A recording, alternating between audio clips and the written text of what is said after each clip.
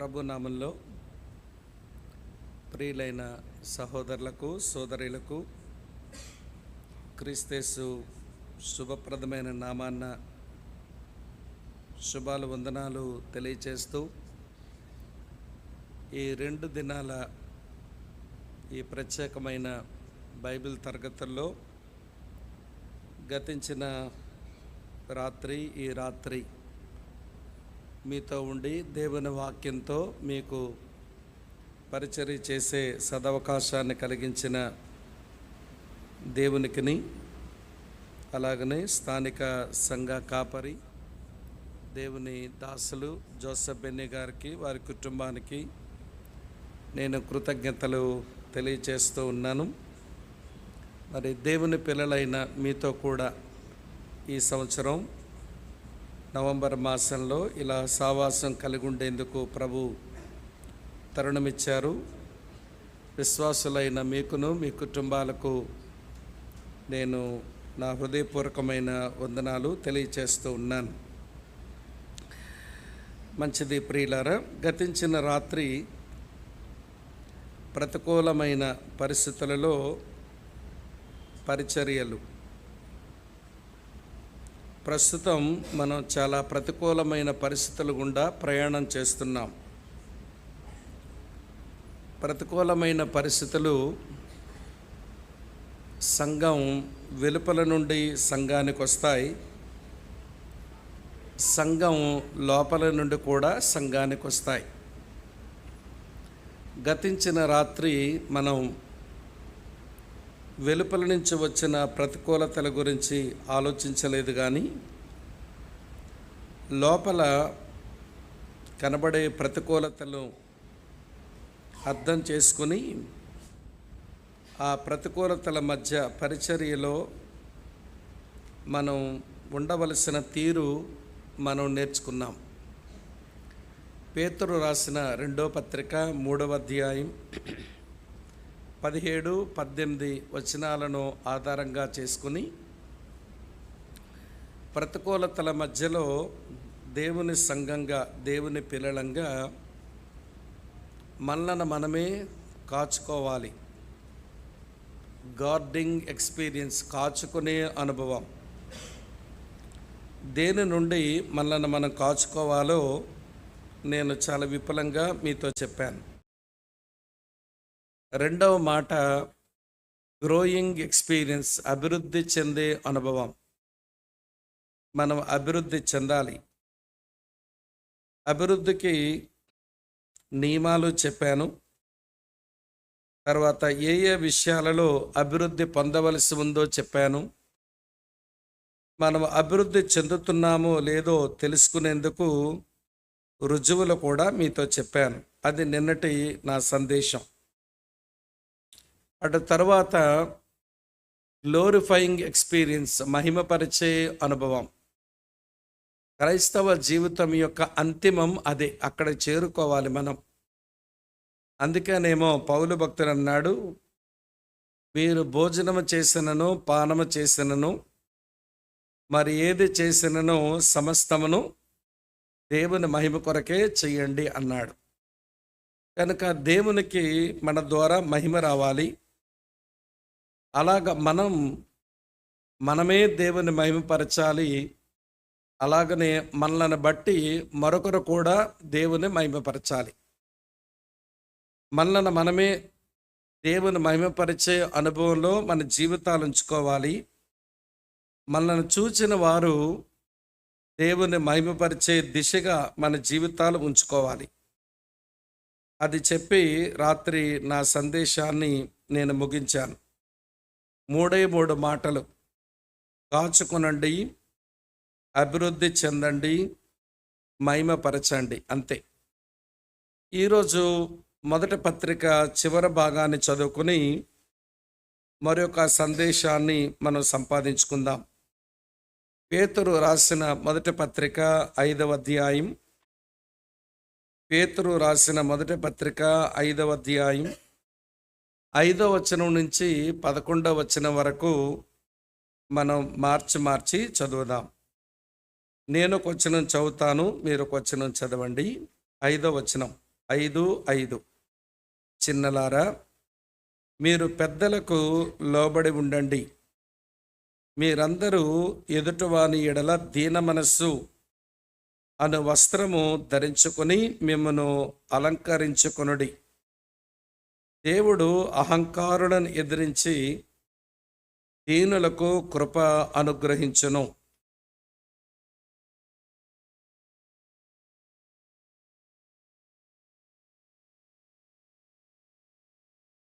ఆయన మిమ్మను గూర్చి చింతించుచున్నాడు గనుక మీ చింత యావత్తు ఆయన మీద వెయ్యుడి.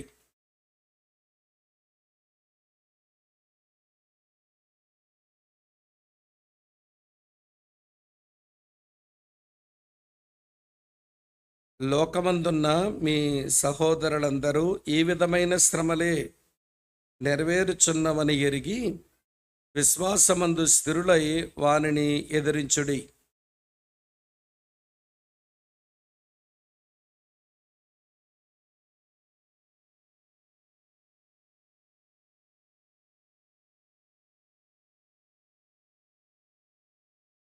చివరి మాట అందరూ కలిసి చదువుదాం. యుగ యుగములకు ప్రభావమాయనకు కలుగునుగాక. ఆమేన్. ప్రార్థన చేసుకుందాం. మా పరమ తండ్రి, మీకు స్తోత్రాలు, మీకు వందనాలు నాయనా. నీ మందిరములో నీ పిల్లలంగా నీ పాదముల చెంత మేము కూర్చున్నాము. నీ మాటలు మమ్మలను బ్రతికిస్తాయని, నీ మాటలే బాధలో మాకు నెమ్మది కలిగిస్తాయని, నీ వాక్యం బయలువెడలిన తోడనే మాకు వెలుగు కలుగుతుంది అని నీ లేఖనాల్లో ఉంది.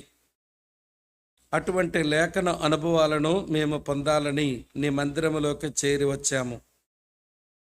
నీ దాసుడు సంఘం క్షేమాభివృద్ధి నొందాలని, సంఘమునకు చెందిన ఈ కుటుంబాలు, ఈ వ్యక్తులు తమ ఆధ్యాత్మిక స్థితిగతులను మెరుగుపరుచుకోవాలి అని ప్రతి నెల ఒక 2 లేక 3 దినములు నీ దాసుడు ఏర్పాటు చేస్తున్న ఈ కూడికల్లో నవంబర్ మాసంలో ఈ 2 దినాల కూడికలకు నేను రాగలిగాను. మా ప్రియులు నీ వాక్యముని ప్రేమించి చేరగలిగారు.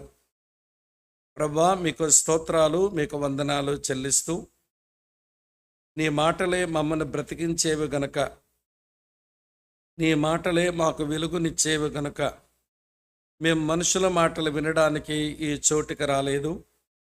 నీ మాటలు వినేందుకు మేము వచ్చాము. నీ మాటల చేత మీరు మమ్మల్ని కలుసుకున్నామని, అర్థం చేసుకునేటువంటి మనసును, గ్రహించేటువంటి హృదయాన్ని, మార్చుకునేటువంటి బ్రతుకులను మీరే మాకు దయచేస్తారు అని చేరి వచ్చిన మా ప్రియులందరినీ నీ బలమైన నీ కృపగల హస్తాలకు అప్పగించుకుంటూ ఈ సమయం మాకు దీవెనకరంగా చేయమని యేసుక్రీస్తు నామంలోనే మీకు స్తోత్రాలు చెల్లించి ప్రార్థిస్తున్నాము తండ్రి. ఆమెన్. ఆమెన్. ఆమెన్. ప్రతికూలమైన పరిస్థితులలో పరిచర్యలు లేదా ప్రతికూలమైన పరిస్థితులలో పరిశుద్ధులు ఎలాగ జీవించాలో, ఎలాగ పనిచేయాలో ప్రతికూలమైన పరిస్థితుల గుండా ప్రయాణం చేసిన పేతురు చెప్పిన బోధ మనకదెంతో ప్రయోజనకరం, ఆశీర్వాదకరం. గతించిన దినం ఆనాటి పరిశుద్ధులు ఎదుర్కొంటున్న ప్రతికూలమైన పరిస్థితులు నీతి విరోధుల దుర్బోధలు, అబద్ధ బోధలు. అలాంటి పరిస్థితుల మధ్య తమ జీవితాలను ఎట్లా కాపాడుకొని వారు జీవించాలో దైవజనుడు చెప్పాడు. అది గతించిన రాత్రి మన ధ్యానం. ఈ రోజున ప్రతికూలమైన పరిస్థితుల మధ్య పరిశుద్ధులంగా పరిచర్యలో సాగే ఆ విధానం నేర్చుకునేందుకు ఈరోజు బయట నుంచి వచ్చే ప్రతికూలతల గురించి ఆలోచిస్తాం. సంఘం భూమి మీద ఆరంభించబడిన నాటి నుండి నేటి వరకు క్రైస్తవ సంగమనకు వెలుపల నుంచి ప్రతికూలతలు వస్తున్నాయి. ఎవరి దగ్గర నుంచి వస్తున్నాయి ఈ ప్రతికూలతలు అంటే, మొదటగా మతం నుంచి వస్తున్నాయి. ఆ రోజున ఉన్న మతం యోధా మతం. తర్వాత రోజుల్లో అనేక మతాలు వచ్చాయి. ఈ రోజుల్లో భారతదేశంలో ఉన్న మనం ఒక ప్రతికూలత ఎదుర్కోవలసి వస్తుంది. ఇప్పుడున్న మతం మరో మతం. ప్రియులారా, మతానికి క్రైస్తవ మార్గానికి అస్సలు పొంతన కుదరదు. ఎందుకో ఒక 3 సంగతులు మీతో చెబుతాను. మతానికి మార్గానికి మధ్య ఉన్న ఒక గంభీరమైన వ్యత్యాసాలు ఇవి. చాలా వ్యత్యాసాలు మాట్లాడుకోవచ్చు. ప్రధానంగా ఈ 3 వ్యత్యాసాలు దేవుని పిల్లలమైన మనకు తెలియాలి. మతానికి మార్గానికి ఉన్న వ్యత్యాసాల్లో మొదటి వ్యత్యాసం, మతమంటుంది మనుషులారా దేవుణ్ణి వెతుక్కోండి అంటుంది. దేవుడు ఎందులో దొరుకుతాడు అని మీకు అనిపిస్తుంది?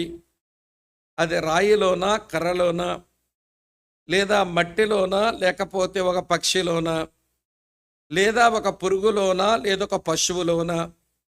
ఎందులో మీకు దేవుడు దొరుకుతాడు అని అనిపిస్తే మీరే దేవుని వెతుక్కోండి అని చెప్పేది మతం.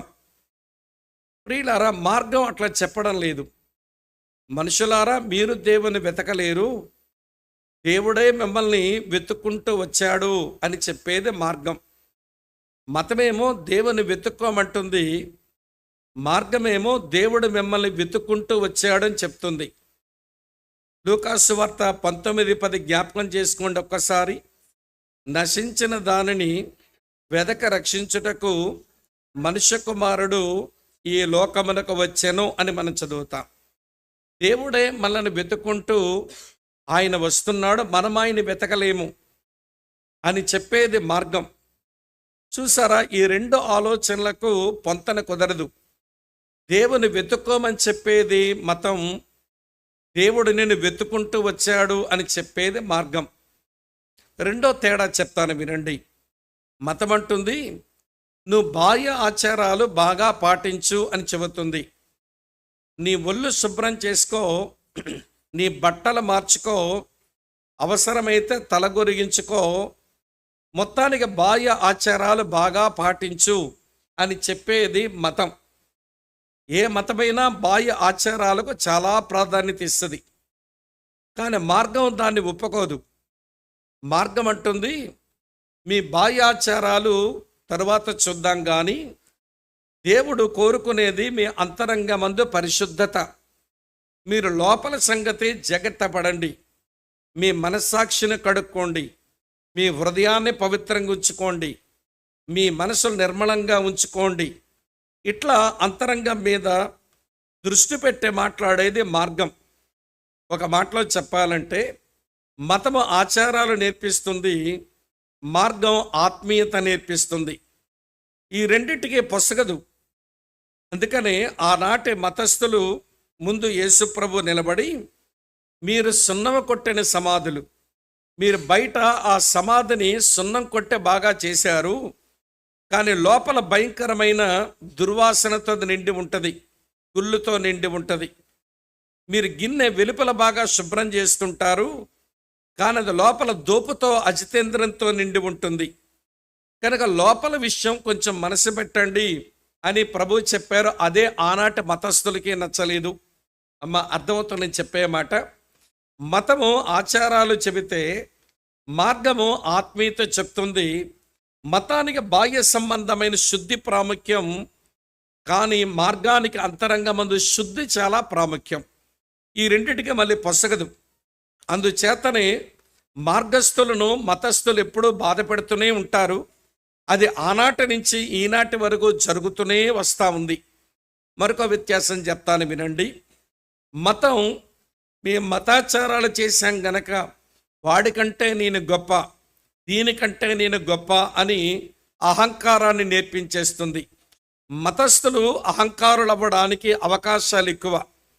కానీ ప్రియులారా, మార్గమందున్న వారు కొంచెం భక్తిగా ఉండగలిగితే మేము ఏమై ఉన్నామో అది దేవుని కృపల్ని అయ్యున్నాము గనక ఇది మా శక్తి, మా కృషి, మా వల్ల అయ్యింది కాదు, ఇది దేవుడు ఎట్లా ఉంచినాడు అని వారు అనుకోగలిగి బ్రతుకుతారు. మతం అహంకారులను తయారు చేస్తుంది, మార్గం అనుకోగలిగిన వారిని తయారు చేస్తుంది. తేడాలు మీకు అర్థమవుతున్నాయి అనుకుంటాను. ఇలా చెప్పుకుంటూ పోతే చాలా వ్యత్యాసాలు చెప్పొచ్చు. ప్రధానంగా ఈ 3 విషయాలు మీ మనసులో పడనివ్వండి. మతమేమో దేవుని వెతుక్కోమంటుంది, మార్గమేమో దేవుడు నిన్ను వెతుక్కుంటూ వచ్చాడని చెప్తుంది.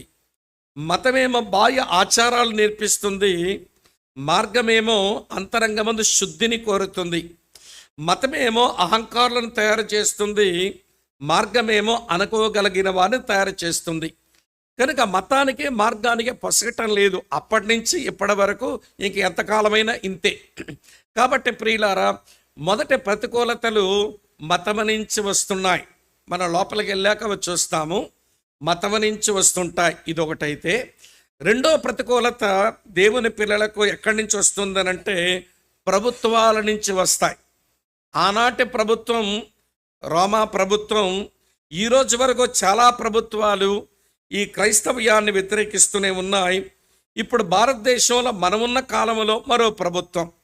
ఆనాడు ఒక మతం, ఆనాడు ఒక ప్రభుత్వం, ఈరోజు ఒక ప్రభుత్వం, ఈరోజు ఒక మతం క్రైస్తవ సంఘానికి భిన్నంగానే నిలుస్తాయి. సార్, ఇంతకీ ప్రభుత్వం ఎందుకు వ్యతిరేకిస్తుంది అని అంటే, ఏ ప్రభుత్వమైనా, ఏ రాజకీయ పార్టీ అయినా, ఏ దేశమైనా ప్రభుత్వాలు అవి ఏలుబడి చేస్తున్నప్పుడు ఎక్కడో అక్రమాలకు వారు తలుపులు తెరుస్తారు. సాధారణంగా అక్రమాలు కనబడుతూ ఉంటాయి. కనబడుతున్న అక్రమాలను చూసి సంఘం మౌనం దాల్చలేదు. ఆ అక్రమాలను అడ్రస్ చేసి ఈ అక్రమం తప్పు అంటుంది. అందుకే ప్రభుత్వానికి ఈ మార్గం నచ్చదు. ఇదొక కారణమైతే, రెండవ సంగతి, ఏ ప్రభుత్వం ఎంత చక్కని పరిపాలన ఇద్దామని ప్రయత్నం చేస్తున్నా ఎక్కడో ఒక దగ్గర అన్యాయం జరగడానికి దారిస్తుంది. ఈ అన్యాయాలు చూచిన సంఘం ఇది నేరం అని చెప్పి అన్యాయాన్ని వ్యతిరేకిస్తుంది, ఇది న్యాయం అని చెప్తుంది. అందుచేత మళ్ళీ ప్రభుత్వానికి సంఘం నచ్చదు. అర్థమవుతుంది అనుకుంటున్నాను. అక్రమాలు, అన్యాయాలతో పాటు ఏ ప్రభుత్వమైనా ఎంత నీతి పాలన ఇద్దామని చూస్తున్నా అవినీతి అనేది ఏదో ఒక కోణంలో కొట్టొచ్చినట్టు కనబడుతుంది. కనుక అవినీతితో నిండిన ఈ లోకాన్ని చూసిన సంఘం అవినీతిని కూడా వ్యతిరేకిస్తూ ఉంటుంది. ఆ కారణం చేత ప్రభుత్వాలు సంఘాన్ని ఇష్టపడలేవు. సంఘమైతే అక్రమాన్ని, అన్యాయాన్ని, అవినీతిని సహించలేక అది ఉండకూడదు. అందుకే మనుషులారా మీరు మారండి, మీరు మారితే సమాజం మారుతుంది, ప్రభుత్వాలు మారతాయి అని దేవుని వాక్యంలో నుంచి సంఘం అడ్రస్ చేస్తున్న కారణం చేత అన్యాయానికి వ్యతిరేకంగా, అవినీతికి వ్యతిరేకంగా, అక్రమాలకు వ్యతిరేకంగా మాట్లాడేటువంటి క్రైస్తవ సంఘం ఎప్పుడూ శ్రమ అనుభవిస్తూనే వస్తుంది ఈ భూమి మీద. మెట్టుకు నేను చెప్పగోరే విషయం ఏంటనంటే, ప్రతికూలతలు లోపలొచ్చేవి, అవి దుర్బోధలు, అబద్ధ బోధకుల నుంచి. దాంట్లోంచి మనం ఎట్లా కాపాడుకోవాలో, ఎలా బ్రతకాలో నేను రాత్రి మీతో చెప్పాను. ఇప్పుడు బయట నుంచి, మతం నుంచి, అలాగనే ప్రభుత్వం వైపు నుంచి చాలా ప్రతికూలతలు క్రైస్తవ సంఘం మీదకి వచ్చినప్పుడు సంఘం ఎలా బ్రతకాలనో, పరిశుద్ధులు ఎలా జీవించాలనో, పరిశుద్ధులు పరిచర్యలో ఎలా ఉండాలనో భక్తుడు మొదటి పత్రికలో చాలా బోధ చేశాడు. ఇది పేతురు అనుభవంలోంచి వచ్చిన బోధల సుమ. ఇదేదో తెలిసిన వేదాంత వల్లించడం కాదు. ఇది ఆయనకు అనుభవ జ్ఞానం, ఆయన అనుభవాల నుంచి మాట్లాడుతూ వచ్చాడు. కాబట్టి ఈరోజు ప్రియులారా, ఆనాటి సంఘం ఏ పరిస్థితులు ఉందో చూద్దాం. చూడండి, పేతురు రాసిన మొదటి పత్రిక, ఇక్కడి నుంచి వాక్యం చూడండి. పేతురు రాసిన మొదటి పత్రిక 1వ అధ్యాయం 1-2 వచనాలు. యేసుక్రీస్తు అపోస్తులుడైన పేతురు, తండ్రైన దేవుని భవిష్యత్తు జ్ఞానమును బట్టి ఆత్మ వలని పరిశుద్ధత పొందిన వారై విధేయులగుటకును, యేసుక్రీస్తు రక్తం వలన పురోక్షించబోటుకు ఏర్పరచబడిన వారైన వారికి, అనగా పొంతు, గలతియ, కపదొకియ, అసియా, బితునియ అను దేశముల యందు చెదరని వారిలో చేరిన యాత్రికులకు శుభమని చెప్పి వ్రాయినది. ఎవరికి ఈ పత్రిక అంటే చెదరిపోయిన ఆయా దేశాలలో యాత్రికులుగా బ్రతుకుతున్న క్రైస్తవులకు. ఎందుకు చెదిరిపోవలసి వచ్చింది? ఆయా స్వదేశాలు విడిచిపెట్టి ఆయా దేశాలకు వెళ్ళిపోయి వాళ్ళు యాత్రికులకు ఎందుకు బ్రతకవలసి వచ్చిందంటే ప్రియులారా, శ్రమలు అంతే. మతము నుంచి వచ్చిన శ్రమలు, హింసలు, ప్రభుత్వం నుంచి వచ్చిన శ్రమలు, హింసలు ప్రియులారా వారిని చాలా ఏడిపించేస్తున్నాయి. అందుకనే పేతురు ఈ పత్రికలో శ్రమల ప్రస్తావన దాదాపు ప్రతి అధ్యాయంలో కూడా చేస్తాడు. ఈ 5 అధ్యాయాల్లో శ్రమల ప్రస్తావన ఉంటుంది. క్రైస్తవ జీవితం శ్రమలు, హింసలకు వేరుగా ఉండేది కాదు, ఇది ఎప్పుడు కలిసి ఉండేదే. క్రైస్తవ్యము, శ్రమల అనుభవం ఈ రెండింటి విడదీన బంధం ఉన్నట్టుగా ఈ 5 అధ్యాయాల్లో చాలా మార్లు ప్రతి అధ్యాయంలో శ్రమల ప్రస్తావన చేశాడు భక్తుడు. కాబట్టి ఇప్పుడు మతం వైపు నుంచి అలాగనే మార్గం వైపు నుంచి ఈ రెండింటి వెనకాల మరొకడు ఉంటాడు. వాడే అపవాది. ప్రియులారా, మెట్టుకు వాడు ఆరిజిన్. మతస్థులైన ఇటు ప్రభుత్వ పాలకులైన ప్రియుల దుష్టుని యొక్క ప్రేరేపణ చేత, దుష్టుని యొక్క ప్రలోభాల చేత సంఘమును వారు హింసిస్తూనే ఉంటారు. ఆ కారణం చేత మీరు ఎలాగ బ్రతకాలో ఇలాంటి పరిస్థితుల మధ్య అని చెప్పేందుకు చాలా బోధ ఉంది. అయితే మనకు 7 వచనాలే చదువుకున్నాం. 1 పేతురు 5వ అధ్యాయం 5 నుంచి 11 వచనాలు మాత్రమే చదువుకున్నాం కదా. ఈ వచనాల్లోంచి నేను మీకు 3 తలంపులు చెప్తాను. రాత్రి 3 చెప్పాను, గార్డింగ్, గ్రోయింగ్, గ్లోరిఫైయింగ్, అంతే. ఈరోజు ఒక 3 మాటలు చెప్తాను.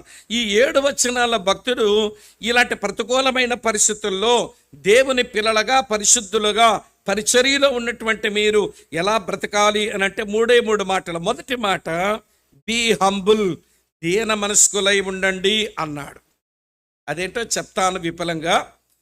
బీ హంబుల్, అది మొదటి మాట. తర్వాత 2వ మాట ఆయన ఏమంటున్నాడనంటే మెలకువగా ఉండండి, బీ వాచ్ఫుల్ అన్నాడు. మెలకువగా ఉండండి. తర్వాత 3వ తలంపై ఆయన ఏం చెప్తున్నాడంటే ప్రియులారా, నిరీక్షణ కలిగి ఉండండి, బీ హోప్ఫుల్ అన్నాడు. అమ్మా వింటున్నారా? బీ హంబుల్, తర్వాత బీ వాచ్ఫుల్, తర్వాత బీ హోప్ఫుల్ అన్నాడంతే. మీరు దీన మనస్సు కలిగి ఉండండి, మెలకువగా ఉండండి, నిరీక్షణ కలిగి ఉండండి. క్రైస్తవులమైనటువంటి మనం ఈ 3 తలంపులను సరిగా మనం అర్థం చేసుకోవడం అది చాలా ప్రాముఖ్యమైనటువంటి అనుభవం. సరే, 5వ వచనం నుంచి మిత్రులారా 7వ వచనం వరకు దీన మనస్కులై ఉండండి అనే దాని కింద బోల్డ్ అనే తలంపులు ఉన్నాయి. బీ హంబుల్, మీరు దీన మనస్సు కలిగి ఉండండి అని చెప్పడంలో ఇప్పుడు చాలా తలంపులు మనకున్నాయి. అవన్నీ మనం నేర్చుకునే ప్రయత్నం చేద్దాం. అసలు దీన మనస్సులుగా బ్రతకడం అంటే ఏంటి అనే దాని గురించి విపులంగా నేను కొన్ని సంగతులను మీతో చెప్తాను.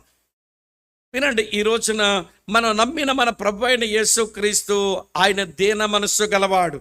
అవునా కాదా? మత్తయి సువార్త 11వ అధ్యాయం 29వ వచనంలో ఏమన్నాడు ఆయన?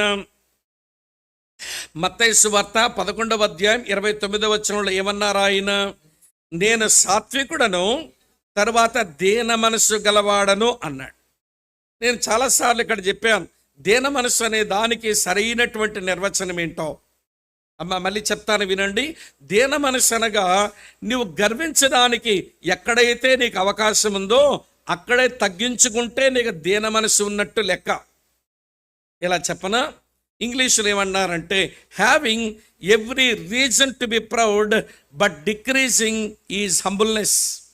మళ్ళీ చెప్తాను, having every reason to be proud but decreasing is humbleness. దీన మనస్సు అంటే క్రైస్తవులమైన మనం తేలిగ్గా తగ్గించుకోవడమేనండి అంటాం.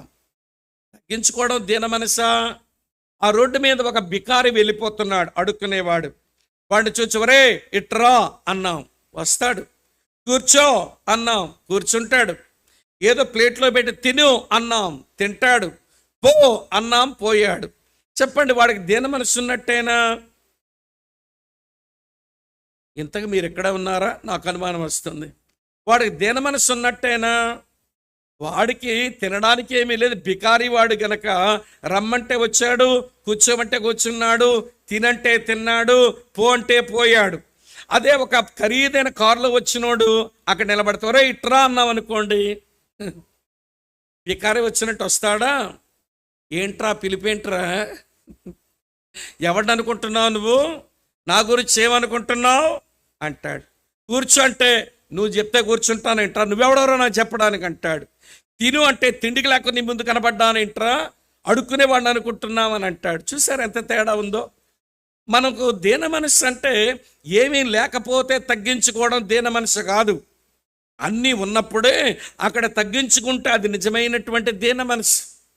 అందుకే వెబ్స్టర్ ఆ నిర్వచనం ఇచ్చినాడు, having every reason to be proud but decreasing is humbleness అన్నాడు. నువ్వు గర్వించడానికి నీ దగ్గర ఎన్ని కారణాలు ఉన్నప్పటికీ కూడా అక్కడే తగ్గించుకోగలిగితే దీన మనస్సు.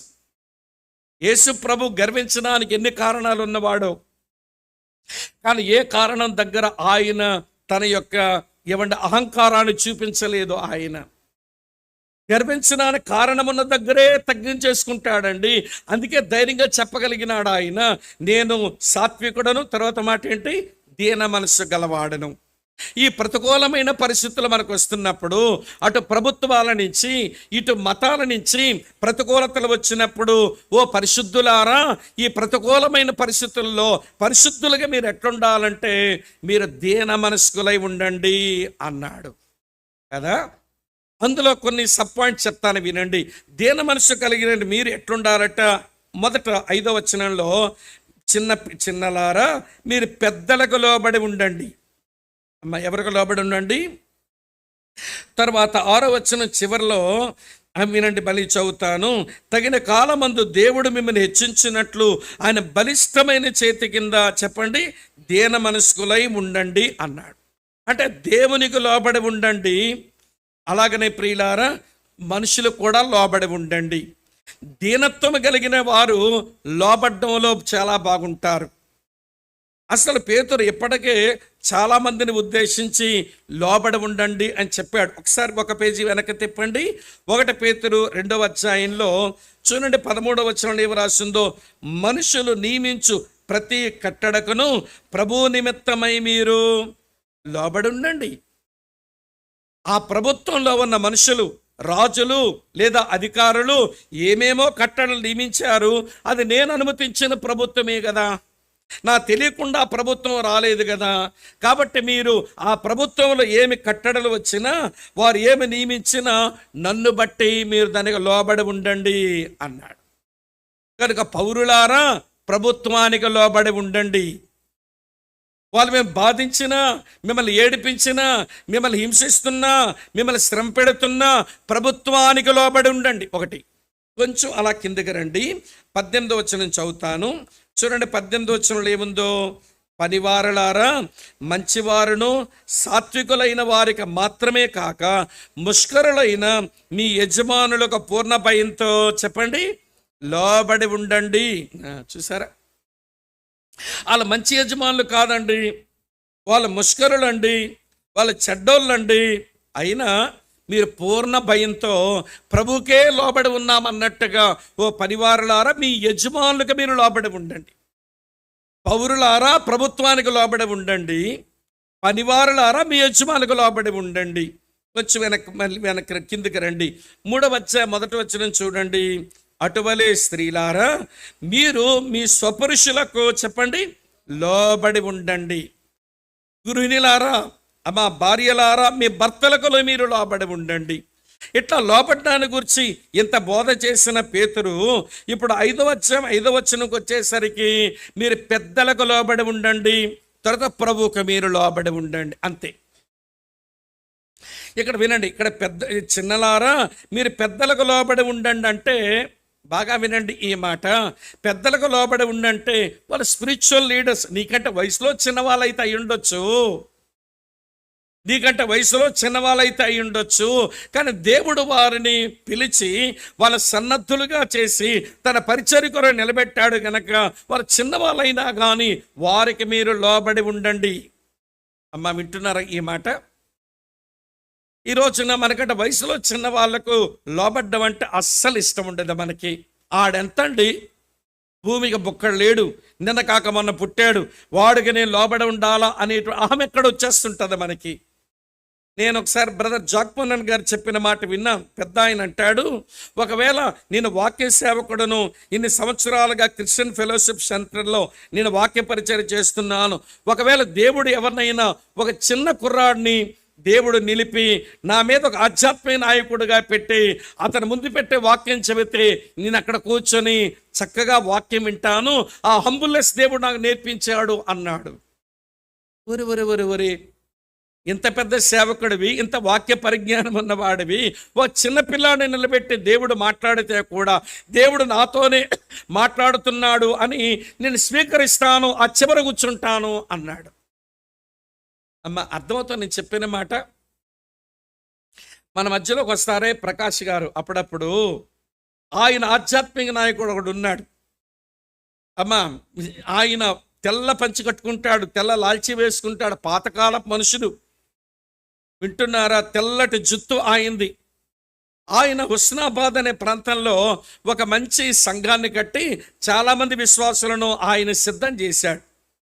సిద్ధం చేసిన తర్వాత సంఘంలో కొంచెం చదువచ్చిన వాళ్ళు తయారయ్యారు అని, ఆయన పాతకాలం వాడు కదా, చదువచ్చిన వాళ్ళు తయారైన కారణం చేత ఆయన ఒకసారి నిలబడి అన్నాడట, సంఘస్థులారా, మీరు నా రోజుల్లోనైతే అంత పెద్ద చదువక్కర్లేదు, నేను చదువుకున్న దాన్ని బట్టి ఏదో వాక్యం చెప్పి మిమ్మల్ని పెంచాను, కానీ ఈ రోజున మీరు చదువుకున్న వాళ్ళు అయ్యారు, నీ చెప్పిన వాక్యం మీకు సరిపోదని నాకు అనిపిస్తుంది.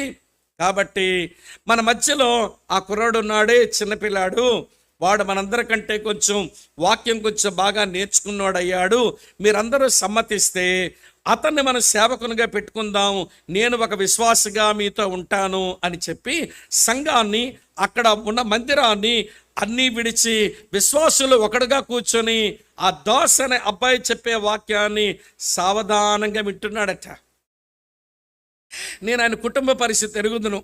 అతని భార్య మెంటల్ పేషెంట్, మానసిక రోగి, ఒక కూతురు మానసిక రోగి, కొడుకు కూడా పిచ్చి పిల్లాడే. ఒక కూతురే బాగుంటుంది, మా పోర్ట్ హాస్పిటల్ దగ్గర ఉండే వాళ్ళు విశాఖపట్నంలో. అరే, ఇంత ప్రతికూలమైన పరిస్థితుల మధ్య, అమ్మ వింటున్నారా, ఈయన కష్టాల మధ్య సంఘం నుంచి వచ్చిన ఆదాయము తనకు అక్కర్లేదట, సంఘములో కాపరిగా పెద్దరకం అక్కర్లేదట, దేవుని పని అర్థవంతంగా జరగడానికి ఒక చిన్న పిల్లవాడి నాయకుడిగా నిలబెడితే ఆ పిల్లవాడికి లోబడి అక్కడ కూర్చుంటున్నాడట.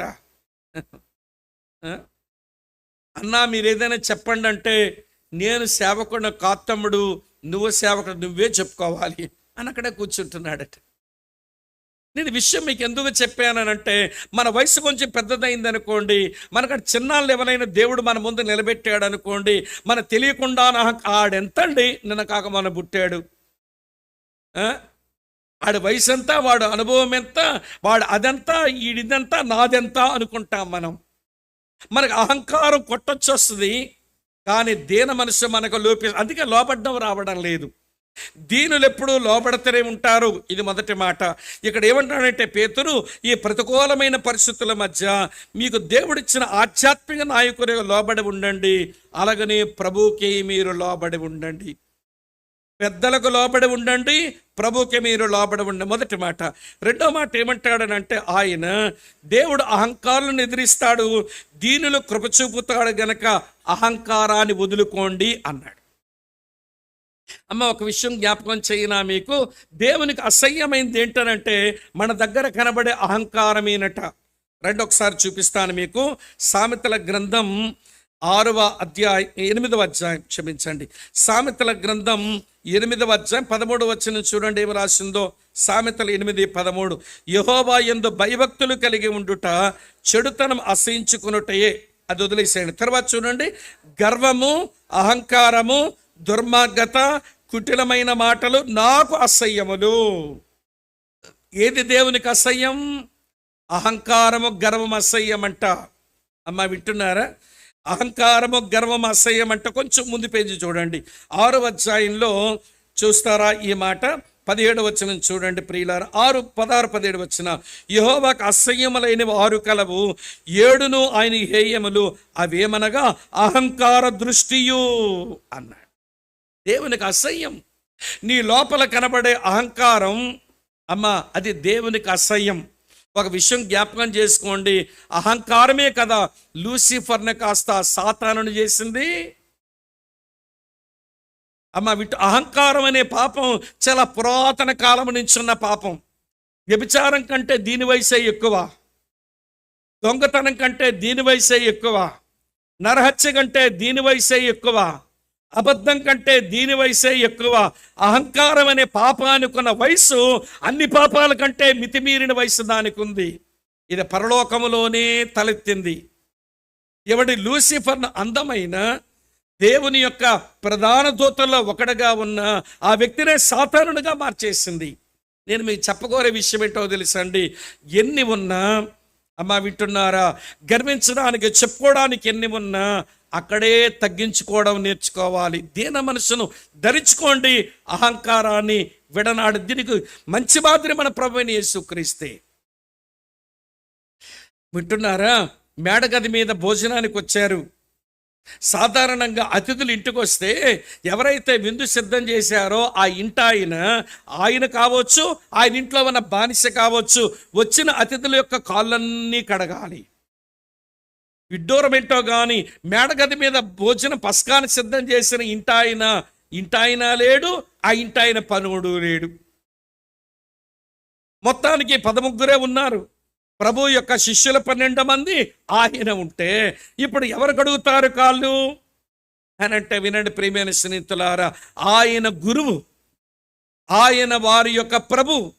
ఆయన చేసిన పని తన పై వస్త్రాన్ని తీసి పెట్టేసి తువాలు తీసి నడుము కట్టేసుకుని వారి పాదాల వరకు వంగి వాళ్ళ పాదాలను కడిగి తువాలతో తుడుస్తున్నాడు. చూశారు, అది దీన మనసు. నేనెవడనుకుంటున్నారా? నేను మీ గురువుని, నేను మీ ప్రభువుని, నేను మీ చేత పరిచర్య చేయించుకోవలసిన వాడిని అనవలసిన వాడు దీన మనసుతో నోట్లో కబుర్లేమీ చెప్పలేదు కానీ దీనత్వముతో వారి పాదాల వరకు వంగి వాళ్ళ పాదాలు కడిగి పాదాలు తుడుస్తున్నాడు. చూశారు, అది బానిస బ్రతుకు. బానిస బ్రతుకు. ఆకాశము నా సింహాసనం అన్నవాడు, ఈ భూమి నా పాదపీఠం అన్నవాడు చివరకు బానిసలాగా వంగిపోయాడు ఆ పాదాల దగ్గర. ఆ 12 మంది పాదాల దగ్గర వంగిపోయాడు. అది కదా దీన మనసు. యేసు ప్రభు దగ్గరికి వచ్చి, యేసు ప్రభువా ఎంత గొప్ప మాటలు చెప్పావంటే, నేనేం చెప్పానండి? ఏం చెప్పలేదా? చెప్పాడు. కొండ మీద ప్రసంగం అయింది కాదా? మేడగది మీద ప్రసంగం అయింది కాదా? ఒలీవల కొండ మీద ప్రసంగం అయింది కాదా? ఆయన భూమి మీద ఉన్నప్పుడు ఎన్నో ప్రసంగాలు చెప్పాడు కదా బాటను నడిచిపోతూనే. మరి ఇన్ని ప్రసంగాలు యేసు ప్రభువా ఎంత బాగా మాట్లాడేవంటే, నేనే మాట్లాడానండి, నా అంతట నేనే మాట్లాడలేదు, నా తండ్రి ఏ మాట్లాడమంటే అది మాట్లాడానంటున్నాడు. అది దీన మనసు. మాట్లాడింది ఆయనే. ఏమనుకుంటున్నారా నేనంటే, నా ప్రసంగం అంటే దుమ్ము దులిపేస్తాను, నా ప్రసంగం అంటే అదరగొట్టేస్తాను అనవలసిన వాడు నేనే మాట్లాడాను, నా తండ్రి ఏం మాట్లాడమన్నాడో, ఏ మాటలు ఇచ్చాడు అదే మీతో చెప్పానంటున్నాడు. యేసుప్రభు భలే గొప్ప కార్యాలు చేశావయ్య అంటే, నేనేం చేశానండి, నా తండ్రి ఏది చేయడానికి సామర్థ్యం ఇచ్చాడో అదే. ఏం చేయలేడా ఆయన? శూన్యములోంచే సమస్తమును సృజించిన సృష్టికర్త ఆయన, ఏదైనా చేయగలిగినటువంటి వాడు. కానీ అంటాడు, నా తండ్రి ఏం చేయడానికి సామర్థ్యం ఇచ్చాడో అదే చేశానంటాడు. వింటున్నారా? యేసు ప్రభువా నీ దగ్గర బోల్డంత ఉందిగా ధనం అని అంటే, అవును, లోకము దాని సంపూర్ణత అయినవే. 1000 కొండల మీద పశువులు ఆయనవే, పొలములోని పశువాదులు ఆయనవే, ఆకాశంలో పక్షులు ఆయనవే, సముద్రంలో జలచరాలు ఆయనవే, వెండి ఆయనది, బంగారం ఆయనది, అన్నీ కలిగిన వాడు, నువ్వు చాలా సంపన్నుడు అంటే అంటాడు, నేనేం ఐశ్వర్యవంతుడినయ్యా, నక్కలకు బొరియలున్నాయి, ఆకాశ పశుగుళ్ళున్నాయి, నేను తలవాల్చుకోవడానికి స్థలమే లేనివాడని అంటున్నాడు. అది దీన మనసు. మీకు అర్థమైందా? ఈరోజు మనకున్నది కొంచెమైనా మన ఎగురులు ఎక్కువ ఉంటాయి. ఏమండి, కాకినాడ వాళ్ళకి సామెత తెలుసు కదా, అన్నీ ఉన్న ఆకు చెప్పేస్తారు, నాకు తెలుసు. అన్నీ ఉన్న ఆకు అణిగి మణిగే ఉంటుందట, ఏమీ లేనిదే ఎగిరెగిరి పడతా ఉంటుందట. అసలు మన ఎగురులు ఇన్ని అన్నీ కావండి. ఈ రోజుల్లో దీన మనసు నేర్చుకోవడం లేదు. దీనులుగా బ్రతకడం అలవాటు చేసుకోవడం లేదు. దీన మనసు నేర్పించు ప్రభువని ప్రార్థించే అలవాటు కూడా లేదు. మరి ఎలాగ ఈ ప్రతికూలమైన పరిస్థితుల మధ్య మనం బ్రతుకుతామని చెప్పండి. నా ప్రియమిత్రులారా వినండి, దీన మనసు లోబడే ఏమంటే గుణాన్ని మనకిస్తుంది ఒకటైతే, అహంకారం లేకుండా చేస్తుంది అది రెండు. ఇక అహంకారానికి తావు లేదు. మూడో సంగతి చెప్తాను వినండి. మూడో సంగతి ఏంటో తెలుసా అండి? దీన మనసు కలిగిన వారు తమ జీవితంలో ఉన్న ప్రతి దానికి దేవుని మీద తమ భారాన్ని మోపుకుంటారే తప్ప మా మట్టుకు మేము చేసుకోగలమని అనుకోలేరట. చూడండి, చదువుతాను 7వ వచనం చూడండి. ఆయన మిమ్మల్ని గురించి చింతించుచున్నాడు గనుక మీ చింత యావత్తు చెప్పండి ఆయన మీద వెయ్యండి. అక్కడ నెత్తి మీద నెంబర్ ఉంటుంది, కింద ఏమి రాస్తుందంటే ఆయన లక్ష్యము చేయుచున్నాడు. ఈ కేర్స్ ఫర్ us. ఆయన మన గురించి చింతించుచున్నాడు, ఆయన మన మీద లక్ష్యమించుచున్నాడు. దీన మనసు కలిగినటువంటి వారి బ్రతుకులో తలెత్తిన ప్రతి చింత ఆయన మీద వేసి బ్రతుకుతారు. నా శక్తి, నా జ్ఞానం, నా బలం, నా బంధువులు దీంతో పరిష్కరించుకుంటాను అనుకోరంట. ఒకసారి పేతురు జీవితం వెనక్కి వెళ్ళండి. ఎలాగ ప్రభు తన చింతలు తీర్చినాడో జ్ఞాపకం చేసుకోండి. మన పాట కూడా పాడతాం, ఎంత మంచి దేవుడవయ్యా చింతలన్నీ. మరి నీ చింతలన్నీ వేస్తే కదా నీ చింతలను తీరేది. నీ చింతలన్నీ నీ నెత్తి మీద వేసుకుని మోసుకుంటావు. నా జ్ఞానంతో పరిష్కరించుకుంటా, నా శక్తితో పరిష్కరించుకుంటా, నా డబ్బుతో పరిష్కరించుకుంటా, నా బంధువులతో పరిష్కరించుకుంటా, నా పలుకుబడితో పరిష్కరించుకుంటా అని కూర్చుంటావు. మళ్ళీ పాడమంటే పాడతావు, ఎంత మంచి దేవుడు అయ్యా చింతలన్నీ తీరేనయ్యా. ఉత్తుదే. మన వాళ్ళు పాడిన పాటలన్నీ పచ్చి అబద్ధాలే. అందుకే చాలాసార్లు అంటుంటాను నేను, క్రైస్తవులు అబద్ధాలు ఆడరు, అబద్ధాలు పాడుతుంటారు. దొంగ క్రైస్తవులు భలే పాటలో పాడేస్తుంటారు, చింతలన్నీ తీరేనయ్యా, మా చింతలు తీర్చినావయ్యా. మన చింతంతా ఆయన మీద వేయటం వచ్చా? ఒకసారి పేతురు యొక్క లైఫ్ అంతా అలా ఒకసారి చూడండి. ఎన్నిసార్లు అతని చింత కలిగిన వేళ ఎలాగ ప్రభు చింతలు తీర్చినాడో. అత్తగా బాగులేదండి, అవునా కాదా చెప్పండి? మార్క్సు వార్త 1వ అధ్యాయంలో అత్తమ్మగా బాగలా. ఏం చేసినారట? అత్తగారింటి తీసుకుని వెళ్ళి ఆమెను గురించి చెప్పారట, ఈమెకి ఒంట్లో బాగలేదని. మార్క్సు వార్త 1వ అధ్యాయం చూడండి, చూపిస్తాను. మార్క్సు వార్త 1వ అధ్యాయం చదువుతున్నాను చూడండి ప్రియులారా. ఇలా రాసి ఉంది, చదువుతున్నాను చూడండి. 29వ వచనం. వెంటనే వారు సమాజ మందిరం నుంచి వెళ్ళి యాకోబుతోనూ యోహానుతోనూ సీమోను ఆంద్రేయ వారింట ప్రవేశించారు. సీమోనుతో జ్వరముతో పడి ఉండగా వెంటనే వారు ఆమెను గూర్చి ఆయనతో చెప్పారు. చెబితే ఏమైందట? ఆయన ఆమె దగ్గరగా వచ్చి చెయ్యి పట్టి ఆమెను లేవనెత్తెను. అంతటా జ్వరము ఆమెను వదిలేను గనుక ఆమె వారికి ఉపచారము చేయసాగారు. ఇంట్లో ఒక అనారోగ్య పరిస్థితి. ఇది చింత ఎవరి మీద వేశాడు? మాట్లాడరే, ప్రభుకే చెప్పుకున్నాడు. తీరిందా చింత?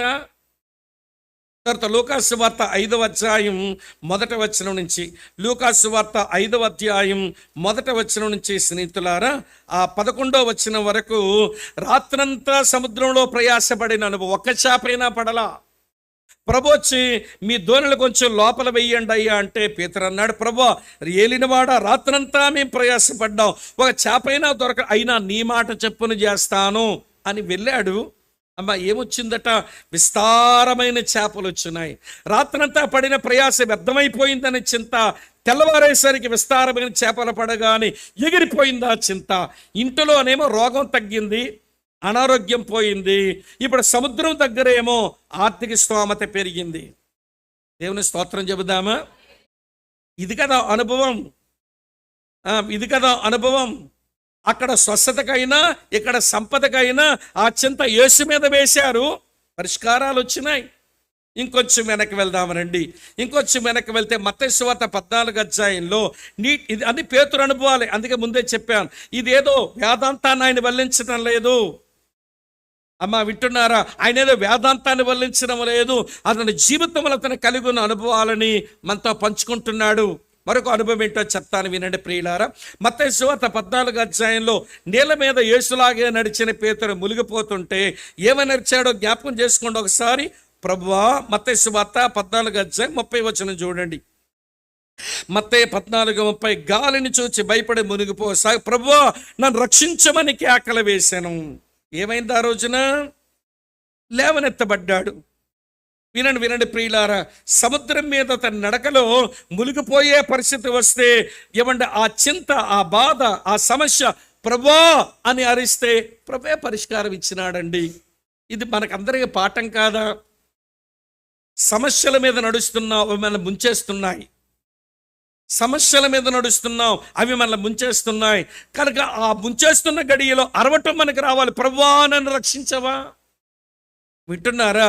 అక్కడేమో ఆరోగ్యం వచ్చింది, ఎక్కడేమో ఆర్థిక స్తోమత పెరిగింది, ఎక్కడో అడుగులు స్థిరపరచబడిపోయినాయి. మళ్ళీ లేచాడు, నడిచి మళ్ళీ దోణిలోకి వచ్చేసినాడు ఆయన. ఈరోజు నీ అడుగులు ఎందుకు స్థిరపరచబడ్డం లేదు? నీ ఆర్థిక విషయాలలో అలా ఎప్పుడు జీవితకాలం కృంగిపోయి ఎందుకు కనబడుతున్నావు? ఏమంటే నీ అనారోగ్య పరిస్థితి అలానే ముందిపోతుంది ఎందుకు? ఒకవేళ చిత్తములో ఉంచి ఏదో నేర్పిస్తే నేను కాదని చెప్పడం లేదు, కానీ మనం ఆయనను లక్ష్య పెడుతున్నాడు. ఆయనకే మన చింత, ఆయనకే మన బాధ చెప్పుకొని దీనత్వం మనకు రావడం లేదు. అమ్మ ఆలకిస్తున్నారు? ఎన్ని చెప్పాను ఇప్పుడు మీకు? అక్కడేమో జబ్బు తగ్గింది, అమ్మ చెప్పండి. ఎక్కడేమో ఆస్తి పెరిగింది, ఎక్కడేమో అడుగులు స్థిరపరచబడ్డాయి.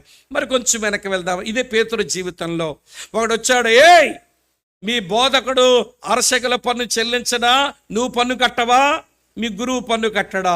అప్పుడు యేసు ప్రభువు ఏమన్నారు? మీరు గ్యాలం వేయండి, ఒక చేప దొరుకుతుంది, అందులో శకెలు ఉంటుంది, ఆ శకెలు అరశకల పన్ను నువ్వు నీది కట్టేసుకో, అరశకల పన్ను నా పన్ను కట్టే అన్నాడు. అర్థమవుతుంది చెప్పే మాట? ప్రభు ఇక పన్నులు కట్టే వాళ్ళు అడిగారు, పన్ను కడతారా లేదని అంటే ప్రభు తన పన్ను కట్టాడు, పేతురు పన్ను కూడా కట్టాడు. అమ్మ వింటున్నారా? ఇవన్నీ ప్రభుత్వం దగ్గర నుంచి వచ్చిన ట్యాక్స్ సిస్టంలో అక్కడ కూడా తన చింత ప్రభువు మీద వేస్తే ప్రభువే తీర్చినాడు ఆ చింత కూడా. ఇంకొంచెం వెనక్కి రండి.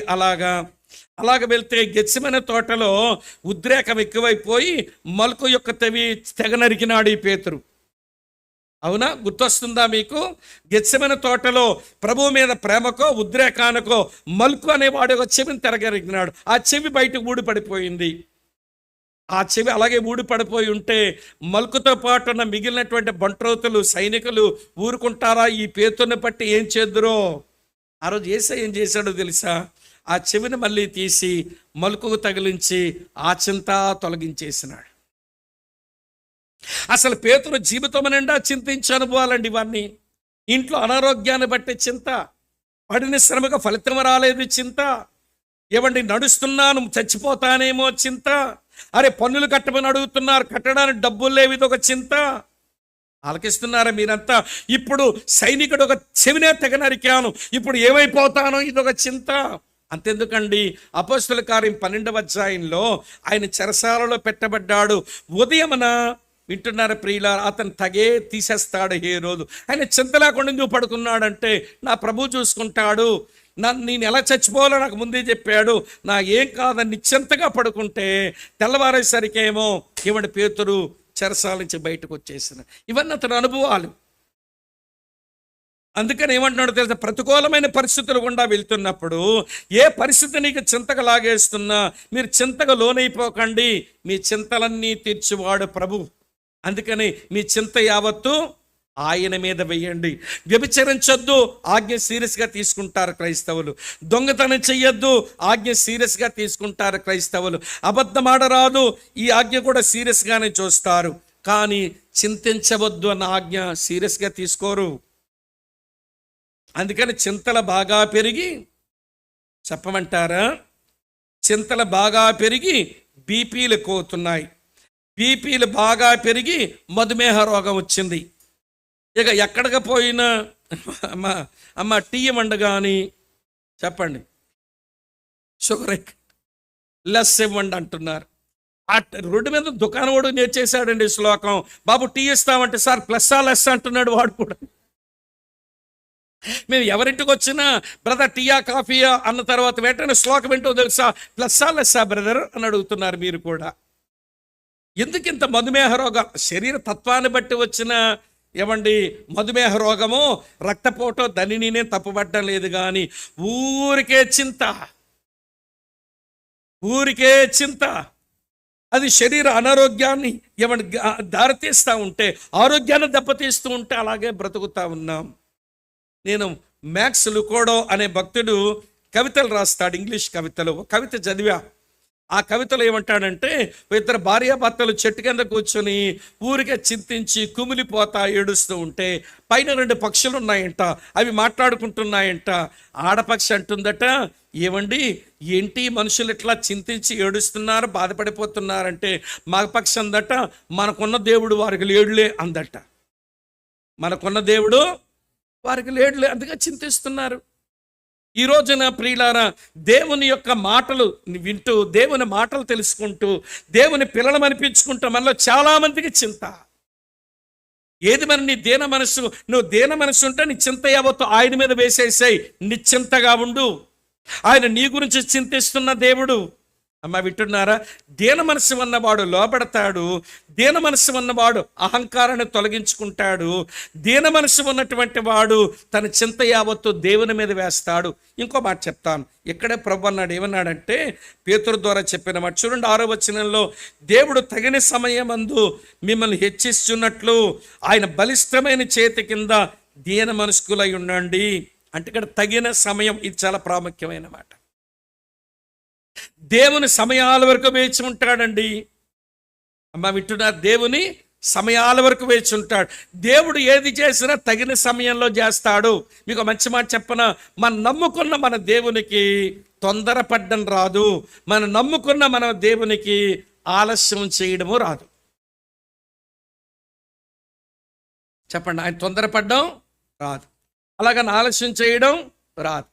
అందుకనే సొలొమోను చెప్పాడు, ప్రసంగి గ్రంథం 3వ అధ్యాయం 11వ వచనంలో అంటాడు కదా, దేని కాలమందు అది చక్కగా జరుగునట్లు దేవుడు సమస్తమును నియమించాడు. ఏ టైంలో ఏది చెయ్యాలో అది చేస్తాడు. మీరు తొందరపడకండి, హెచ్చిస్తాడు మిమ్మల్ని తగిన సమయంలో. మీరు దీన మనసు కలిగిన వారైతే తగిన సమయంలో ఆయన ఇచ్చిస్తాడు, వేచి ఉండండి, తొందరపడద్దు. తొందరపడితే ఏమొస్తుంది చెప్పమంటారా? మన తొందరపాటు వలన ఇష్మాయేలీల్ని కంటాం మనం. సారా తొందరే కదా ఆ ఇంట్లో ఇష్మాయేలు పుట్టడానికి కారణం. ఒక బిడ్డనిస్తానన్నాడు, ఆగొచ్చుగా మహాతల్లి. వింటున్నాలే, తొందర ఎక్కువైపోయింది. దేవుడు ఇవ్వలేనోడు అనుకుని తొందరపడిపోయి తన పని మనిషిని తన భర్తకు కూడా చేర్చి ఏమి సంపాదించుకుందంటే ఒక ఇష్మాయేల్ని సంపాదించుకుంది. ఎవరు ఇష్మాయేల్ అంటే దేవుని పిల్లల కుటుంబానికి 4000 సంవత్సరాల శత్రువులు అయిపోయి కూర్చున్నారు వాళ్ళు. అబ్రాము కుటుంబానికి, ఇస్సాకు కుటుంబానికి, వింటున్నారా, 4000 సంవత్సరాల శత్రువులను తెచ్చిపెట్టింది ఆమె. ఇశ్రాయేలు ప్రజలు దేవుడు రాజునిస్తానన్నాడుగా, నేను యోధా గోత్రం నుంచి మీకు రాజునిస్తానని ఎప్పుడో చెప్పాడు. ఆదికాండం 49:9 యాకోబే చెప్పాడు. యోధా గోత్రాన్ని దీవిస్తూ నీలోంచి రాజు వస్తాడరా బాబా అని వేచి ఉండొచ్చుగా. ఆగలేక చీల్చునట్టి తోడేల్లోంచి ఒక రాజుని సంపాదించుకున్నారు. చీల్చునట్టి తోడేలు అంటే బెన్యామీను గోత్రం. యోధ అంటే స్తుతి, స్తుతిలోంచి వచ్చిన వాడు దావీదు అంటే యోధా గోత్రం నుంచి వచ్చిన, అది దేవుడు ఇవ్వాలనుకున్న రాజు.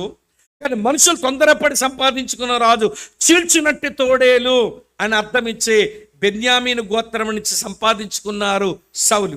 మళ్ళీ ప్రజలంతా సమూయేలు దగ్గరికి వచ్చి అంటారు, మేము తొందరపడి రాజును నియమించమని అడిగినందున మేము అన్ని పాపాల కంటే ఘోరమైన పాపం చేశాం. మా తొందరపాటు అన్ని పాపాల కంటే ఘోరమైన పాపం అయిపోయింది అన్నారు.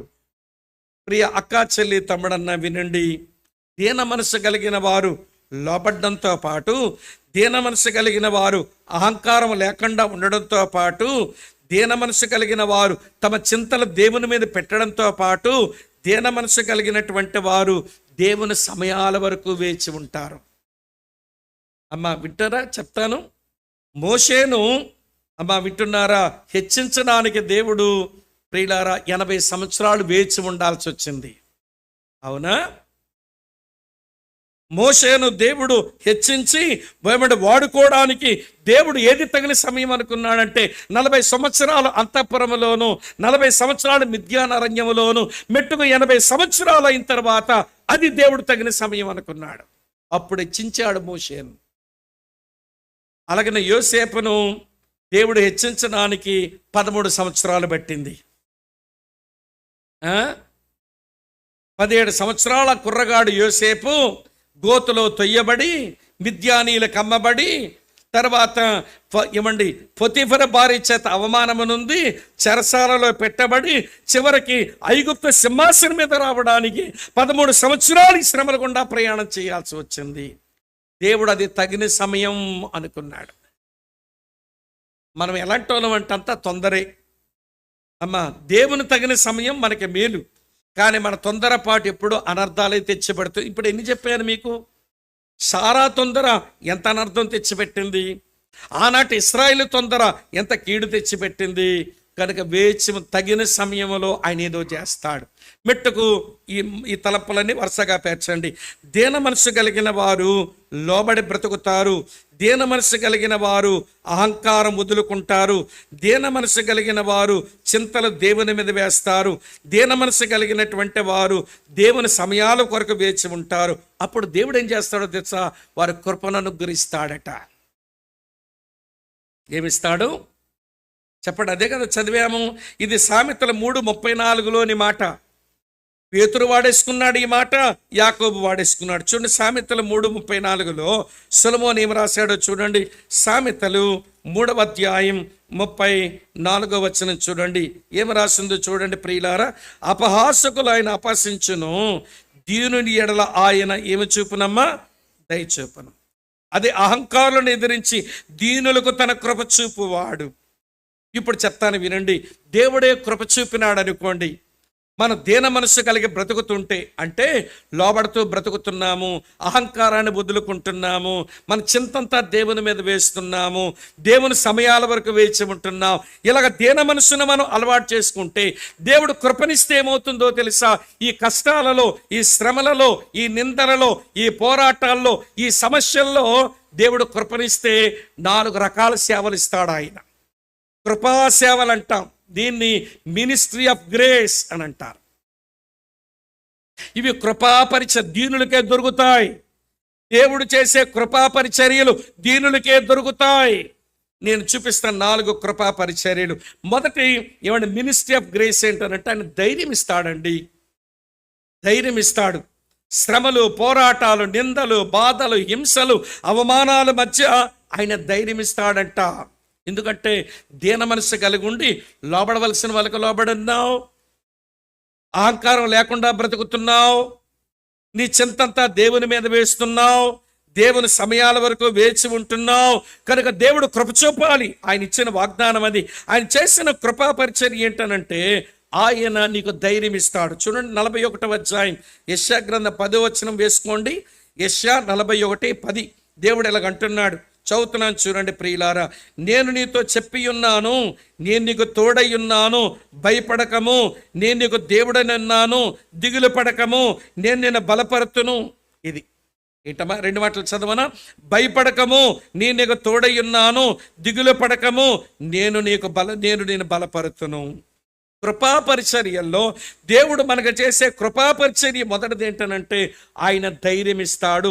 శ్రమల గుండా, సమస్యల గుండా, భయాల గుండా, హింసల గుండా వెళుతున్న, ప్రతికూలమైన పరిస్థితుల గుండా వెళుతున్న దేవుని పిల్లలకు కావలసింది ధైర్యం. ఈ ధైర్యం వాళ్ళకి ఇస్తాడు. 1. నెంబర్ 2, రెండో కృపాపరిచర్య ఏంటో చెప్పనా? యాకోబు రాసిన పత్రిక 1వ అధ్యాయం 5వ వచనం. యాకోబు రాసిన పత్రిక 1వ అధ్యాయం 5వ వచనం. శ్రమలకు సంబంధించిన వచనం. పరిశీలికి వెళ్ళినప్పుడు కాదు ఈ వచనం. కొంతమంది క్రైస్తవులు పిల్లల పరిశీలికి వెళ్తుంటే వచనం భలే వాడేసుకుంటారు. మనం ఎలాంటి వాళ్ళం అంటే సుడొక దగ్గర అయితే సొరకొక దగ్గర వేస్తాంగా. మీకు అర్థమైందో లేదో? సుడొక దగ్గర అంటే సొరకొక దగ్గర అంటే మీకు తెలుసా అర్థం? ఆ సామెత ఎలా పుట్టిందో? ఒకడికేమి ఇక్కడ 2 సుళ్ళు ఉన్నాయంట పాపం. వాడికి ఊర్లో వాళ్ళంతా ఇడికిద్దరు భార్యలు వస్తారు, ఇడికిద్దరు భార్యలు వస్తాడు, 2 సుళ్ళు ఉన్నాయని ఏడిపిస్తున్నారంట పాపం వాడిని. ఏడిపిస్తుంటే వాళ్ళ అమ్మ దగ్గరికి వచ్చి అన్నట్టు, అమ్మ నాకు 2 సుళ్ళు ఉన్నాయంట, నాకు 2 భార్యలు ఉంటారని ఏడిపిస్తున్నారు అందరూ, ఈ 2 సుళ్ళు లేకుండా 1 సుడు చెయ్యమ్మన్నట్ట. ఈ 2 సుళ్ళు ఉండకుండా 1 సుడు ఉండేలా చూడనంటే వాళ్ళమ్మ కట్టెని కొంచెం బాగా కాల్చి ఈ 2 సుళ్ళు 1 సుడు చేద్దామని ఆమె చొరగబెట్టిందంట. చొరగబెడితే కర్మ కాలి ఈ 2 సుళ్ళు ఒకటి అవ్వలేదు, కానీ 3వ సుడు వచ్చిందంట. అప్పుడు వీళ్ళు అంటున్నారు, ఇది ముగ్గురు భార్యలు వస్తారని ఏడిపిస్తున్నారట. అప్పుడు వచ్చిందంటే ఈ సామెత, సుడొక దగ్గర అయితే సురకొక దగ్గర పడిందని. అలాగ మనం కొన్ని వచనాలు బైబిల్ ఒకందుకుంటూ ఒకందుకు వాడేసుకుంటాం మనం, మనకి తేలికైపోయిందిగా. చూడండి, యాకోబు 1:5 ఏముందో, మీలో ఎవరికైనా జ్ఞానం కొదువుగా ఉన్నట్లయితే అతడు దేవుని అడగవలెను, అప్పుడు అది అతనికి అనుగ్రహింపబడును. ఆయన ఎవరిని గద్దెంపక అందరికి ధారాళముగా దయచేయవాడు. సందర్భం ఏంటనంటే, మీకు నానా విధములైన శోధనలు, నానా రకాలైన పరీక్షలు గుండా మీరు వెళుతున్నప్పుడు మీ జ్ఞానం కావాలి. ఆ శ్రమలను ఎలా ఉపయోగించుకోవాలో, ఆ శోధనలు ఎలా వాడుకోవాలో మీకు జ్ఞానం కావాలి. అడగండి, జ్ఞానం ఇస్తాడు. దీన మనస్కులకు దొరికే కృపాపరిచర్య ఏంటనంటే జ్ఞానాన్ని ప్రసాదిస్తాడు. 2, మొదటిదేమో ధైర్యం, చెప్పరే. రెండోదేమో జ్ఞానం. మూడో చెప్తాను వినండి. మూడో కృపాపరిచర్య ఏంటనంటే ఫిలిప్పీలకు రాసిన పత్రిక 4:13 పౌలు చెప్పాడు, ఇది కృపాపరిచర్యే. ఫిలిప్పీలకు రాసిన 4:13లో, నన్ను బలపరచువాని యందే నేను సమస్తము చేయగలను. అయిన నా శ్రమలో మీరు పాలుపంచుకున్నది మంచిది అంటాడు. శ్రమలో ఉన్న పౌలు అంటాడు, నన్ను బలపరచువాని యందే నేను సమస్తము చేయగలను. మూడో కృపాపరిచర్య ఏంటన్నాడు, స్ట్రెంగ్త్ ఇస్తాడు. శ్రమలలో, నిందలలో, బాధల్లో, అవమానాల్లో ఆయన బలపరుస్తాడు. ఎన్నొచ్చాయి? ధైర్యం చెప్పండి, జ్ఞానం చెప్పండి, బలం చెప్పండి. మూడో విషయం ఏంటనంటే 37వ కీర్తన 5వ వచనం చూడండి, 4వ పరిచర్య. ఇది కూడా దేవుడిచ్చే కృపా పరిచర్య. ఎవరు దీన మనస్కులై ఉంటారో వారికి దొరికే కృపా పరిచర్య. 37వ కీర్తన 5వ వచనం, నీ మార్గమును యెహోవాకు అప్పగించుము దీన మనసుతో, నీవు ఆయన నమ్ముకొనుము దీన మనసుతో, ఆయన నీ కార్యమును నెరవేర్చును. ఈ వచనం ఏమి నేర్పిస్తుందో తెలుసా?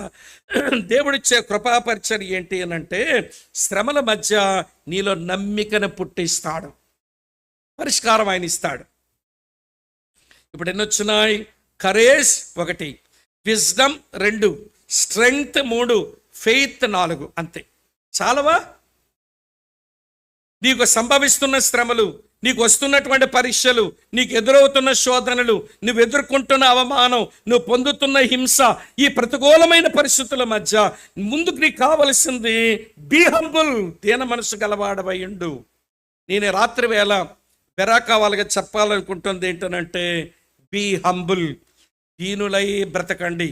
అది రాకపోతే ప్రభువా నాకు దీన మనసు నేర్పించవా, నువ్వు ఎలాంటి దీనుడవో అలాగ దీనత్వము నాకు నేర్పించవా.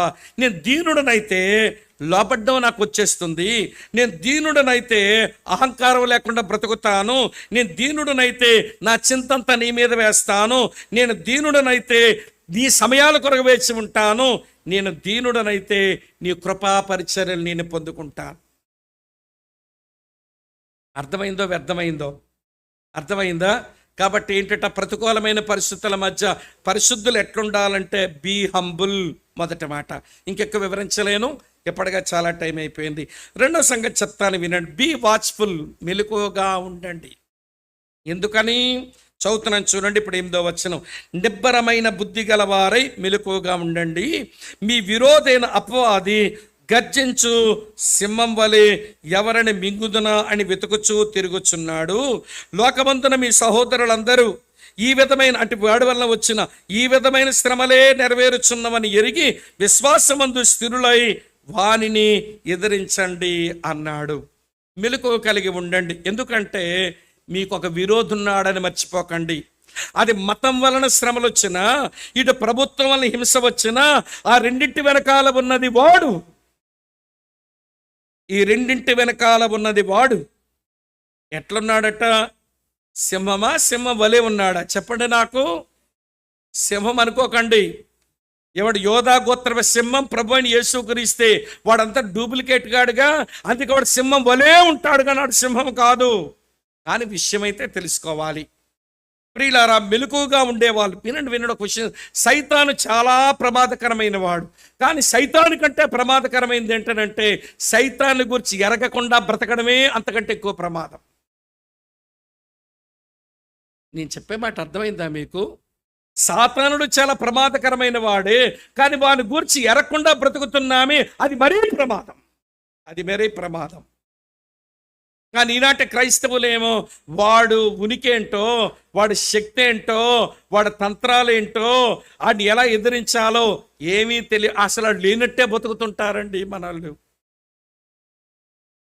వాడు ఉనికి ఏంటో ఎరగరు, వాడి శక్తి ఏంటో ఎరగరు, వాడి తంత్రాలేంటో ఎరగరు.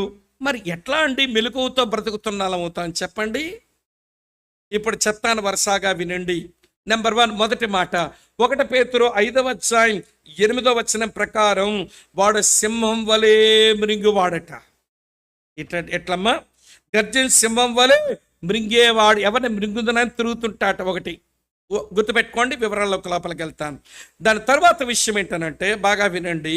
2 కొరింథీ పత్రిక 11:3 ప్రకారం, 2 కొరింథీ 11:3 ప్రకారం చదువుతున్నాను చూడండి. సర్పము తన కుయుక్తి చేత హవ్వను మోసపరిచినట్లు మీ మనసులను చెరపబడి క్రీస్తు ఎడల సరళత నుండి పవిత్రత నుండి ఎట్లయినా తొలగిపోవునేమని భయపడుచున్నానన్నాడు. రెండో సంగతి ఏంటనంటే సింహం వలె మృంగేవాడు, సర్పం వలె మోసగించువాడు. అంతే చెప్తాను. పేతురు అనుభవాలు ఏంటో వరుసగా చెప్తాను. ముందు విషయం అయితే గమనించండి, సమాచారం అయితే సేకరించుకోండి. సింహం వలె మృంగేవాడు, సర్పం వలె మోసం చేసేవాడు. ప్రకటన గ్రంథం 12వ అధ్యాయానికి రండి. ప్రకటన గ్రంథం 12వ అధ్యాయం. ఇంతకంటే ఎక్కువేమి లేవు. వాడి యొక్క తంత్రాలైనవే, వాడి శక్తి అయినదే, వాడి ఉనికైనా ఇలానే ఉంటుంది. ప్రకటన గ్రంథం 12వ అధ్యాయం చదువుతున్నాను చూడండి ప్రియుల, 10వ వచనం. మరియు ఒక గొప్ప స్వరము, అమ్మ వింటున్నారా? ఒక గొప్ప స్వరం పరలోకమందు ఇలాగ చెప్పడం వింటిని, రాత్రింబగళ్ళు దేవుని ఎదుట మన సహోదరుల మీద నేరం మోపువాడైన అపవాది పడద్రోయబడి ఉన్నాడు. అమ్మ వింటున్నారా? వింటున్నారా? సింహం వలె మింగుతాడు, సర్పం వలె మోసగిస్తాడు. ఇప్పుడు అపవాదిగా వాడు నేరాలు మోపుతాడు. మీరు జకరియా గ్రంథం 3వ అధ్యాయం 1-5 కానీ చదివితే ఆ ప్రధాన యాజకుడైన యెహోషువ మీదే నేరాలు మోపుతున్నాడు. అతని వెనుకొని ఇశ్రాయేలు ప్రజలందరి మీద నేరం మోపేస్తున్నాడు వాడు. అప్పుడు ప్రభు గద్దించాడు, అపవాది యెహోవా నిన్ను గద్దించునుగా గద్దిస్తాడు. అది వేరే సందర్భం, తర్వాత చదువుకోండి మీరు. కానీ వివరాలు అయితే ఇస్తున్నాను. ఇప్పుడు ఎన్ని వచ్చినాయి మనకు చెప్పండి? సింహం వలె, సర్పం వలె, అపవాదిగా 3 చెప్పాను. 4 చూడండి. యోహాను సువార్త 8వ అధ్యాయం 44వ వచనం. యోహాను సువార్త 8:44.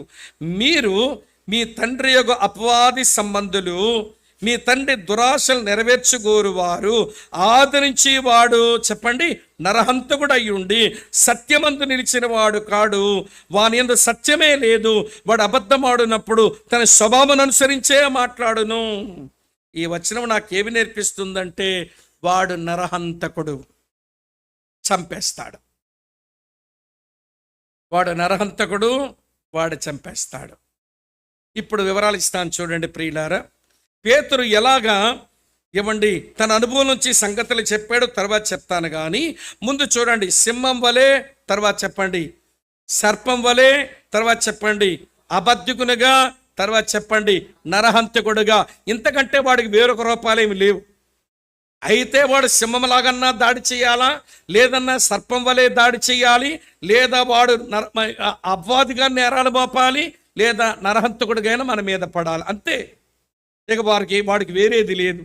అసలు వాడు ఉనికి, వాని శక్తి, వింటున్నారా? వాని యొక్క తంత్రాలు ఎరగక మన వాళ్ళు ఏమంటారు తెలుసండి ప్రియులారా? మేము సాతాను కాల కింద తొక్కేస్తున్నామంటారు. వాళ్ళు దానికి వాక్యమే చూపిస్తారులేండి. ఏది రోమపత్రిక 16:20 సమాధానకర్తయగు దేవుడే సాతాను శీఘ్రముగా మీ పాదముల కింద చితక తొక్కించునంటే వీళ్ళు ఇప్పుడు తొక్కేస్తున్నారు. తొక్కిస్తాడని ఆయన అంటుంటే ఇప్పుడే తొక్కేద్దామంటున్నారు వీళ్ళు. నేను చాలా కాలం కిందట హైదరాబాద్లో మీటింగ్ పోయాను. ఆ మీటింగ్లో గ్రౌండ్లో చాలా ఎక్కువ మంది జనం వచ్చారు. ఆ బోధకుడు, ప్రియులారా సాతాను మన కాళ్ళ కింద ఉన్నాడు, తొక్కండి అన్నారు. ఓరి బాబాయ్, నిలబడ మనం తొక్కుతుంటే ఆ గ్రౌండ్లో దుమ్మంతా మీద కలిసింది. మీరు తొక్కితే ఏమైందండి? దుమ్ము లేచింది అంతే. ఆడికేం అవలా.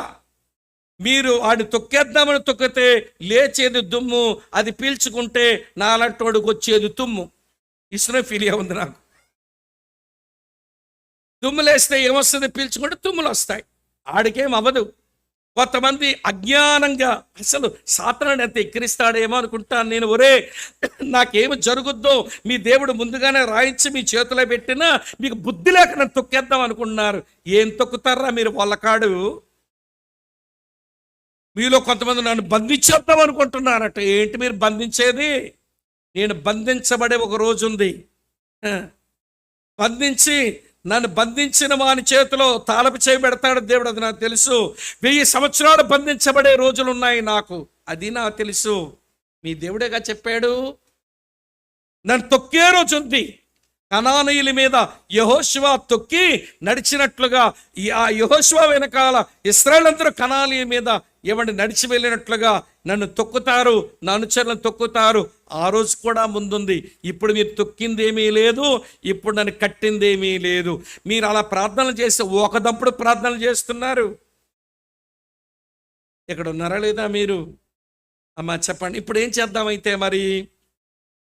సింహం వలె, సర్పం వలె, అపవాదిగా, నరహంతకుడుగా వాడు పనిచేస్తున్నాడు. మొట్టమొదటి మాట ఏంటనంటే, అమ్మ బాగా విన, మొట్టమొదటి మాట రికగ్నైజ్ హిమ్. వాడిని గుర్తించండి. వాడు ఉనికి ఉంది ఈ లోకములను గుర్తించండి. ఇక్కడ విషయం చెప్తాను వినండి. మనం గుర్తించకపోవడం వలన మేము అపవాదిని జయించేస్తామని తెగ వెర్రవీగిపోతున్నాం. ఏమనుకోపోతా విషయం చెప్పను. వాడు జయించేస్తాను, వాడు ఏదో చేస్తాను వెర్రవీగిపోవద్దు. మహా ఉంటే నీ వయసు 60 సంవత్సరాలు. నీలాంటోళ్ళని నాలాంటోళ్ళని పడగొట్టే అనుభవం వాడికి 6000 సంవత్సరాల అనుభవం ఉంది. వాడు అనుభవం 6000 సంవత్సరాల అనుభవం. 6000 సంవత్సరాలుగా దేవుని నమ్మిన వాడిని ఎలా పడగొట్టాలో పడగొడుతున్నాడండి, ఎలా బాధ పెట్టాలో బాధ పెడుతున్నాడండి. మన వయసు 60 ఉండకపోవచ్చు, కానీ వాడు అనుభవం 6000 సంవత్సరాల అనుభవం ఉంది వాడికి. గుర్తించండి. అమ్మా రెండో మాట ఏంటో తెలుసండి? Resist him. వాడిని ఎదిరించండి. గుర్తించండి, ఎదిరించండి. అమ్మ అర్థమవుతుందా తమిళ్ళు? గుర్తించండి, ఎదిరించండి. ఇప్పుడు పేతురు జీవితంలోకి వచ్చినప్పుడు ఎలాగ గుర్తించి ఎలాగ ఎదిరించాడో చెప్తాను వినండి. మొట్టమొదట పేతురు సేవలో ఉంటున్నప్పుడు మత పెద్దల్లో దూరి వాడు సింహమలాగా లేచాడు. మత పెద్దల్లో దూరి సింహమలాగా లేచాడు. లేచేయమంటున్నాడు తెలుసా? యేసునామం ప్రకటించకండి, యేసు వాక్యం బోధించకండి అన్నాడు పేతురుతోనే. పేతురు అనుభవం ఇది. అమ్మ వింటున్నారా? ఇదేదో ఏమండి వేదాంతం వల్లించడంలా, తెలిసిన కబుర్లు చెప్పడంలా, అదైన అనుభవం. చూడండి ఆ మాటలు ఎలా వచ్చాయి, చదువుతాను. అపోస్తుల కార్యం 4:17-18 వచనాలు. అయినను ఇది అంటే సువార్త ప్రజలలో ఇంకా వ్యాపించకుండుటకై ఇక మీదట ఈ నామమున బట్టి ఏ మనుషునితోనైనా మాట్లాడకూడదని మనం వారిని బెదిరి పెట్టవాలని చెప్పుకున్నది. అప్పుడు వారిని పిలిపించి, అంటే పేతురు యోహాను పిలిపించి, మీరు యేసునామమున బట్టి ఎంత మాత్రమో మాట్లాడకూడదు, బోధించకూడదు అని ఆజ్ఞాపించారు. ఇప్పుడు ఇండియాలో సాతానుడు గర్జించు సింహమలాగే లేచాడు. లేచండి, మా గ్రామంలోకి వచ్చి యేసునామం ప్రకటించొద్దు, మా గ్రామంలోనికి వచ్చి యేసు ప్రభు వాక్యం ప్రకటించొద్దు, మా గ్రామం సనాతన గ్రామం, మీరు యేసు ప్రభు నమ్మిన వాళ్ళు రావడానికి వీలు లేదని బోర్డు పెడుతున్నారు మన వాళ్ళు. వాళ్ళదేం తప్పు కాదు, మీరు వాళ్ళని తప్పు పట్టకండి. గ్రామస్తుల్ని వారి వెనుక ఉండి పనిచేస్తున్నాడే మీ మేనమామ, ఆడి దెబ్బది, మనందరం మేనమామ, వాడి దెబ్బది. అందుకని మా వైపు కొన్ని గ్రామాల్లో ఎవరి ఎంట్రన్స్లోనే బోర్డు ఉంటుంది. ఏముంటుందో తెలుసా? మీరు యేసు పేరు ఎక్కడ చెప్పడానికి వీలు లేదు, యేసు వాక్యం చెప్పడానికి వీలు లేదు అంటున్నారు. పేతురు అది గమనించి వెంటనే ప్రియుల సంఘం దగ్గరికి వెళ్ళి చెప్పాడు. సంఘం ఏం చేసిందని చూడండి, చదువుతాను. 24వ వచనం, అపోస్తుల కార్యాలు 4:24. వారు ఆ మాట విని ఏక మనసుతో దేవునికి ఇట్లు బిగ్గరగా మొర్రపెట్టారు. ఆ ప్రార్థన అంతా ఉంది. ప్రార్థన అయిపోయిన తర్వాత ఏమైంది? 31వ వచనం చూడండి. కిందన చూడాలి మీరు. 31, వారు ప్రార్థన చేయగానే వారు కూడి ఉన్న చోటు కంపించెను. అప్పుడు వారందరూ పరిశుద్ధాత్మతో నిండిన వారే దేవుని వాక్యమును ధైర్యంగా బోధించారు. వారు బోధించొద్దన్నారు, ప్రకటించొద్దన్నారు. ఆ పెద్దల వారు, శాస్త్రులు వింటున్నారు, యాజకులు, యోధా మతముల పెద్దలు బెదిరి పెడుతున్నారు. వారి వెనకాల ఉన్నవాడు గర్జించు సింహము లాంటి వాడు. బెదిరి పెట్టిస్తే వారు ఏక మనసుతో ప్రార్థన చేశారు. దేవుని ఆత్మను బలపరచగా దేవుని వాక్యాన్ని ధైర్యంగా బోధించారు. అందుకని సింహములాగా వాడు లేస్తాడు. మెలకువగా ఉండండి. Be watchful. వాక్యం ప్రకటింపనీయడు, యేసునామం ప్రకటింపనీయడు. వాడు గర్జించు సింహము లాంటి వాడు. మెలకువగా ఉండండి. వాడు జయించాలనంటే, రెసిస్ట్ చెయ్యాలంటే మీరు ఏక మనసుతో దేవునికి బిగ్గరగా మొర్ర పెట్టండి. ఒకటి. నెంబర్ 2, రెండో చెప్పాం. ఏమనుకున్నాం? సింహమలాగా వచ్చి వాడు పని అయిపోతే సర్పమలాగా వస్తాడు. వాడు ఎట్లా వస్తాడమ్మా? చెప్పండి, కొంచెం చెప్పండి నోటితో. ఎట్లా వస్తాడు? ఏం చేయడానికి? మోసం చేయడానికి. సింహమలాగైతే మింగడానికి వచ్చాడు, సర్పమలాగైతే మోసం చేయడానికి వస్తాడు. ఇప్పుడు సర్పమలాగా మళ్ళీ వచ్చే పని మొదలుపెట్టి ఎలాగొద్దామని చూస్తే అననీయ అన్న కన్నయ్య దొరికాడు, సప్పీర అక్క దొరికింది. వాళ్ళిద్దరిలో దూరాడు వీడు. అననీయ సాతానుని యొక్క ప్రేరణకు లొంగాడట. అమ్మ ఆలకిస్తున్నారా మీరు? అననీయ సాతాను ప్రేరణకు లొంగాడంట. సప్పీరా దానికి సమ్మతించిందట. చూడండి, చదువుతాను. 5వ అధ్యాయం, అపోస్తల కార్యం 5వ అధ్యాయంలోనే చూడండి 3వ వచనం ఏమి రాసిందో. 3వ వచనం. అప్పుడు పేతురు, అననీయ, నీ భూమిలో కొంత దాచుకొని పరిశుద్ధాత్మను మోసపుచ్చడానికి సాతానెందుకు నీ హృదయం ప్రేరేపించాను? నువ్వెందుకు ప్రేరణకి చిక్కినావు? లేని సమర్పణ ఉన్నది అని కనపరుచుకొని ఒక వేషధారంతో లోపలికి వచ్చి సంఘాన్ని నువ్వు కలుషితం చెయ్యాలనుకున్నావే, సాతాను ప్రేరణకు నువ్వు చిక్కినావు. ఏమని వింటున్నారా? గుర్తించాడా పేతురు? అమ్మ వింటున్నారా? నేను 2 నిమిషాలు చెప్పాను. Recognize him, resist him. వాడు గుర్తించండి, వాడు ఎదిరించండి. సింహమలాగా వస్తే గుర్తించారు, ఎదిరించడానికి ఏక మనసుతో ప్రార్థన చేశారు. ఆలకిస్తున్నారా? ఇప్పుడు సర్పములాగా లోపలికి వస్తున్నాడు, వేషధారను లోపల పెట్టేద్దామని మళ్ళీ పేతురే గుర్తించాడు. ఎలాగ ఎదిరించాడో తెలుసా ప్రియులారా? ఏవాడు వివేచించి చస్తారు అన్నాడు. అన్నయ్య చచ్చాడు, చెప్పరే? సప్పేరక్క చచ్చింది. వివేచనతో జయించేసేసినాడు. అక్కడేమో ప్రార్థనతో జయించారు సింహమలాగా వచ్చిన వాడిని, ఇక్కడ వివేచనతో జయించాడు సర్పమలాగా వచ్చిన వాడిని. అయిపోయింది. ఇక వాడి 3వ విధానం నిందలు వేసేవాడుగా వస్తాడు. నిందలు ఏం చేసుకునేలాగా, ఒకరిని నిందించుకునేలా చెయ్యాలి. ఇది మగాళ్ళని పట్టుకుంటే పనవద్దనాడికి బాగా తెలుసు. మగాళ్ళు పెద్ద నిందించుకోరు, పోతే పోనివ్వండి అని దులిపేసుకుని పోతారు మగ మహారాయిలు. కానీ ఆడాళ్ళు ఉంటారే, ఆమె భలే పట్టించుకుంటారు. ఇలాగంటదా, ఆవిడంటదా, నేనలేనా అని ప్రియులారా తగుకి ఎవడు తెరలేపుతారు మా అక్కలు. అందుకే చాలాసార్లు చెప్పాను, ఇక్కడ 100 క్రాపులున్న గొడవలు ఉండవు, కానీ 2 పిలకలుంటే చాలు ముడెట్టేసుకుంటారు ఇల్లు. అది వాడికి బాగా తెలుసు. కొంతమంది ఆడాళ్ళు పట్టేసుకున్నాడు. ఎవడి హెబ్రీ భాష మాట్లాడే ఆడాళ్ళు, గ్రీకు భాష మాట్లాడే ఆడాళ్ళ మధ్య తంటా తెచ్చి, ప్రియులార భోజనం సరిగా పెట్టేట్లు తంటా తెచ్చి ఒకళ్ళు నిందించుకునే పరిస్థితి వచ్చేసింది. అప్పుడు మళ్ళీ పేతురు అపోస్తలుల దగ్గర సమస్య వస్తే చూడండి 6వ అధ్యాయం 4వ వచనంలో, 6వ అధ్యాయంలో సమస్య అదే. వాడు అపవాదిగా వచ్చాడు, నేరాలు మోపుకునే వాళ్ళగా మనుషులు చేద్దామనుకున్నాడు. చూడండి 6వ అధ్యాయం 4వ వచనం. అయితే మేము, పేతురు చెప్తున్నాడు, అయితే మేము ప్రార్థన యందును వాక్య పరిచర్య యందును ఎడతెగక ఉంటాము. మేము ప్రార్థనలో వాక్య పరిచర్యలు ఉంటాము. ఈ ఆడవాళ్ళ వల్ల వచ్చిన పరస్పరము నిందించుకునే ఈ భయంకరమైన విపత్తు నుంచి మనం కాపాడుకుందామనంటే వారి ప్రార్థన వాక్య పరిచయం. చూడండి ఎంత పని జరిగిందో. 7వ వచనం చూడడం చాలా బాగుంటుంది. 7వ వచనం, దేవుని వాక్యం ప్రబలమై శిష్యుల సంఖ్య యెరూషలేములో బహుగా విస్తరించెను, మరి యాజకుల్లో అనేకులు విశ్వాసానికి లోబడిన వారైపోయారు. దేవుని స్తోత్రం చెబుదామా? సేవ పెరిగిపోతా ఉంది. వాడిని రికగ్నైజ్ చేశారు, వాడిని రెసిస్ట్ చేస్తున్నారు, వాడిని గుర్తిస్తున్నారు, వాడిని ఎదిరిస్తున్నారు. అదే చెప్తున్నాడు పేతురు ఇక్కడ. ప్రతికూలమైన పరిస్థితుల మధ్య ఓ పరిశుద్ధులారా, ప్రతికూలమైన పరిస్థితుల మధ్య పరిచర్యలో ఉన్న వారులారా, మీరు బీ వాచ్ఫుల్, మెలకువగా ఉండండి.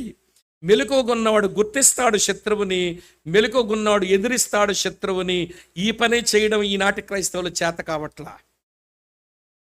ఇక మిగిలిందేంటి? వాడికి నరహంతకుడుగా తయారవ్వాలి. స్టెఫను చంపించేశాడు, అయిపోయాడు. దేవుడు అనుమతించాడు ఆ మరణాన్ని. ఆ మరణం వెనుక ఏమంటే పౌలు యొక్క మార్పుందుగా అనుమతించాడు. తర్వాత యాకోబుని చంపించేసినాడు, కానీ దేవుడు దాన్ని కూడా అనుమతించాడు. ఇప్పుడు పేతురునే చంపేద్దాం అనుకున్నది ఎవరు? హేరోదు. హేరోదుకి ఎవడు పేతురికి ఏముందండి? శత్రుత్వం. కానీ హేరోదు వెనక ఉన్నది వాడు ఎవడు? నరహంతకుడు, సాతానుడు. ఆ రోజున ప్రియమైన స్నేహితులారా, దేవుని వాగ్దానాలు పట్టుకొని నిశ్చంతగా పడుకున్నాడు పేతురు. చెమడు అపోస్తల కార్యం 12:5 ఉంటుంది. సంఘమైతే అతని కొరకు చెప్పండమ్మా, అత్యాసక్తితో ప్రార్థన చేయుచుండెను. అత్యాసక్తితో ప్రార్థన చేయుచుండెను. ఏమైంది? పేతురు మళ్ళీ బయటకు వచ్చాడు. దేవుని సేవ చాలా ప్రాంతాలకు తీసుకుని వెళ్ళిపోయినాడు. అదే విషయం కూడా దేవుడు మనతో మాట్లాడు. బీ వాచ్ఫుల్, మెలకువగా ఉండండి. మీ విరోధైన అపవాది గర్జించు సింహం వలె మృగుదామని ప్రయత్నం చేస్తున్నాడు. వాడు అనేకమైన శ్రమలు మీకే కాదు మన సహోదరులకు కూడా ఇస్తున్నాడు. మెలకువగా ఉండండి, ఎదిరించండి అన్నాడు. కాబట్టి ప్రియులారా, గర్జించు సింహం వలె వస్తాడు.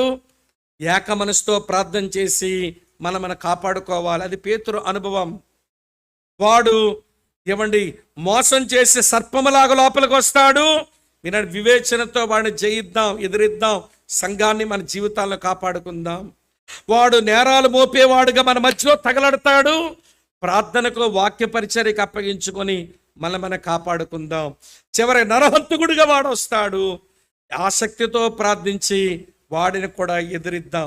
మెట్టుకు వాడితో పోరాటంలో మనం జయించాలి. కనుక గుర్తించండి, తర్వాత ఎదిరించండి. అర్థమవుతుంది నేను చెప్పే మాట. ఈ 2 పనులు ఎవరు చేస్తారు? మెలకువగున్న వాళ్ళే చేస్తారు. మెలకువగున్న వాళ్ళే గుర్తిస్తారు, మెలకువగున్న వాళ్ళే ఎదిరించగలుగుతారు. అందుకే బీ వాచ్ఫుల్. మీకు ఒక ఎనిమి ఉన్నాడు. వాడు ప్రభుత్వాలు మీ మీదకి వచ్చినా వెనకాడుంటాడు, మతోన్మాదులు మీ మీదకి వచ్చినా వెనకాడు ఉంటాడు. కానీ మతోన్మాదులు మన శత్రువులు కాదు, ప్రభుత్వంలో ఉన్న రాజకీయ నాయకులు మన శత్రువులు కాదు. వాళ్ళ వల్ల మనకు వచ్చే కీడు కాదు. వారు వెనుక ఉండి పనిచేస్తున్నాడే వాడు మన శత్రువు. వాడు కనబడని శత్రువు గనక కనబడని పోరాటాలే చెయ్యాలి. వాడు ఆయుధాలు కనబడని ఆయుధాలు గనక మన కనబడని ఆయుధాలే పట్టుకోవాలి. వింటున్నారా ప్రియులారా? కనబడినోళ్ళైతే కత్తో కర్రో చెయ్యో పెట్టి కొడతాం. వాడు కనబడ్డ గనక మోకాలు ఒక్కటే సాధనం, మోకాల మీద రావడమే సాధనం. కనుక పేతురు అంటాడు, ఈ ప్రతికూలమైన పరిస్థితుల మధ్య పరిశుద్ధులారా, బీ హంబుల్, దీన మనస్కులై ఉండండి. బీ వాచ్ఫుల్, మీరు మెలకువగా ఉండండి. చివరి మాట చెప్పి ముగించేస్తాను, టైం అయిపోయిందిగా. ఆ చివరి మాట ఏంటో చెప్పండి. బీ హోప్ఫుల్, మీరు నిరీక్షణ కలిగి ఉండండి. 10వ వచనం ఎంత బాగుంటుందో బైబిల్ అండర్లైన్ చేయండి. ఇది 1 పేతురు 5:10 అండర్లైన్ చేయండి. తన నిత్య మహిమకు క్రీస్తునందు మిమ్మల్ని పిలిచిన సర్వకృపానిధి యొక్క దేవుడు కొంచెము కాలం మీరు శ్రమపడిన పిమ్మట తానే మిమ్మల్ని పూర్ణులుగా చేసి 1, తానే మిమ్మల్ని స్థిరపరిచి 2, తానే మిమ్మల్ని బలపరచును 3, మెట్టుకు యుగాలు ప్రభావమునకు ఆయనకే కలుగునుగాక. ఆమెన్. కనుక బీ హోప్ఫుల్, మీ నిరీక్షణ కలిగి ఉండండి. దేని కొరకు? మీ కొరకు నిత్య మహిమ ఉంది. దేవుడు మిమ్మల్ని పిలిచిందే తన నిత్య మహిమకు పిలిచాడు. అలా మిమ్మల్ని పిలిచినటువంటి వాడు సర్వకృపానిధి గనక మీరు నిరీక్షణ కలిగి ఉండండి. నేను క్రైస్తవుని నిరీక్షణ గురించి నేను ఈ మధ్య ధ్యానం చేస్తుంటే నాకు చాలా నిరీక్షణలు కనబడ్డాయండి. మనవే చాలా ఊరికే టైటిల్స్ ఇస్తాను, మీరు వాటిని అధ్యయనం చేయండి. తర్వాత క్రైస్తవుడుకున్న మొదటి నిరీక్షణ అంటే మన నిరీక్షణకు ఒక పేరేంటనంటే శుభప్రదమైన నిరీక్షణ అట్ట. చూడండి, చదువుతాను. తీతుకు రాసిన పత్రిక 2:12 ఉంటుంది. మన భక్తిహీనతను, ఇహలోక సంబంధ దురాశలను విసర్జించి, తర్వాత మాట మీరు చెప్పండి. చూడలేదా మీరు బైబిల్? ఏమి నిరీక్షణమ్మా? శుభప్రదమైన బ్లెస్సెడ్ హోప్. దేవుడే మాట ఇచ్చాడు. ఆయన మళ్ళీ తిరిగి వస్తానన్నాడు, మనకు నిత్యమహిమను అనుగ్రహిస్తానన్నాడు. కానీ ఆయన మాట ఇచ్చాడు, వాగ్దానం చేశాడు గనక ఇది ఏమి నిరీక్షణ అంటే బ్లెస్సెడ్ హోప్, శుభప్రదమైన నిరీక్షణ. ఒకటి. రెండో చెప్తాను చూడండి. 1 యోహాను పత్రిక 3వ అధ్యాయం 3వ వచనం. 1 అధ్యాయం 1 పత్రిక 3వ అధ్యాయం 3వ వచనం. ఆయన యందు ఈ నిరీక్షణ పెట్టుకున్న ప్రతివాడును ఆయన పవిత్రుడై ఉన్నట్టుగా తను పవిత్రునిగా చేసుకున్న. ఇది ప్యూరిఫైయింగ్ హోప్. ఎవరైతే నా ప్రభు వస్తాడు, నాకు నిత్యమహిమలోకి తీసుకుని వెళతాడు, నన్ను నిత్యమై పిలిచిన వాడు అని సర్వకృపానిధి అని ఎరుగుతారో వాళ్ళు తమ తాము పవిత్రపరుచుకుంటారట. అందుకే ఇది ఏమి నిరీక్షణ అంటే పవిత్రపరుచుకునే నిరీక్షణ. చెప్పడం ఏం నిరీక్షణ ఇది? పవిత్రపరుచుకునే నిరీక్షణ. మూడో చెప్పి ముగించేస్తాను రండి. తెస్సలోనికీయులకు రాసిన 1 పత్రిక 2వ అధ్యాయం 19-20 వచనాలు చూడండి. ఏలయనగా మా నిరీక్షణ అయినను ఆనందమైనను అతిశయ కిరీటమైనను ఏది? మన ప్రభు అయిన యేసు యొక్క రాకడ సమయమున ఆయన ఎదుట మీరే కదా, నిశ్చయముగా మీరే మా మహిమయు ఆనందమనై ఉన్నారు అన్నాడు. ఇది ఏమి నిరీక్షణ అంటే ఛాలెంజింగ్ హోప్. ఇది సవాలు చేసే ప్రియులారా నిరీక్షణ. ఏమిటా సవాల్ అనంటే మనం నిత్యమహిమకు వెళ్ళినప్పుడు ఆలకిస్తున్నారు ప్రియులారా, మన వలన రక్షించబడిన ఒక ఆత్మ, మన వలన రక్షించబడిన ఒక సహోదరుడే వినండి ప్రియుల మనకు అతిశయ ఆనంద కిరీటం అవుతారు. కనుక ఆ నిరీక్షణ పెట్టుకున్నాం.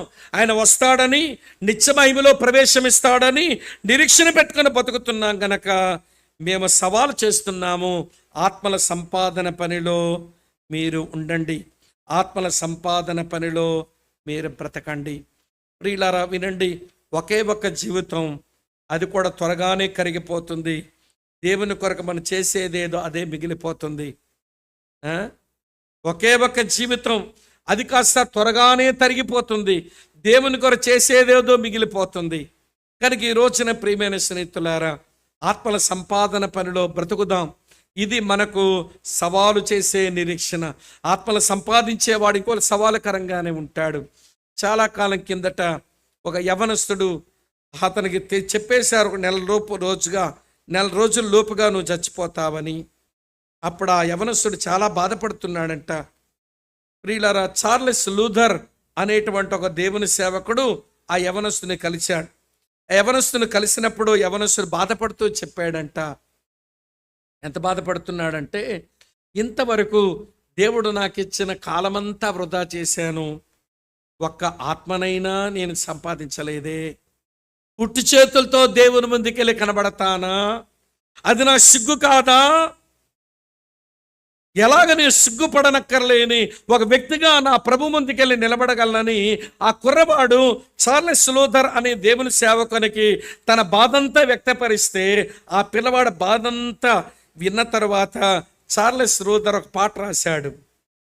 ఒడ్డు చేర వచ్చినప్పుడు ఒక్క ఆత్మనైనా రక్షించక నిన్ను కలుసుకున్న రోజున సిగ్గుతో నీ ముందు నిలబడుదునా.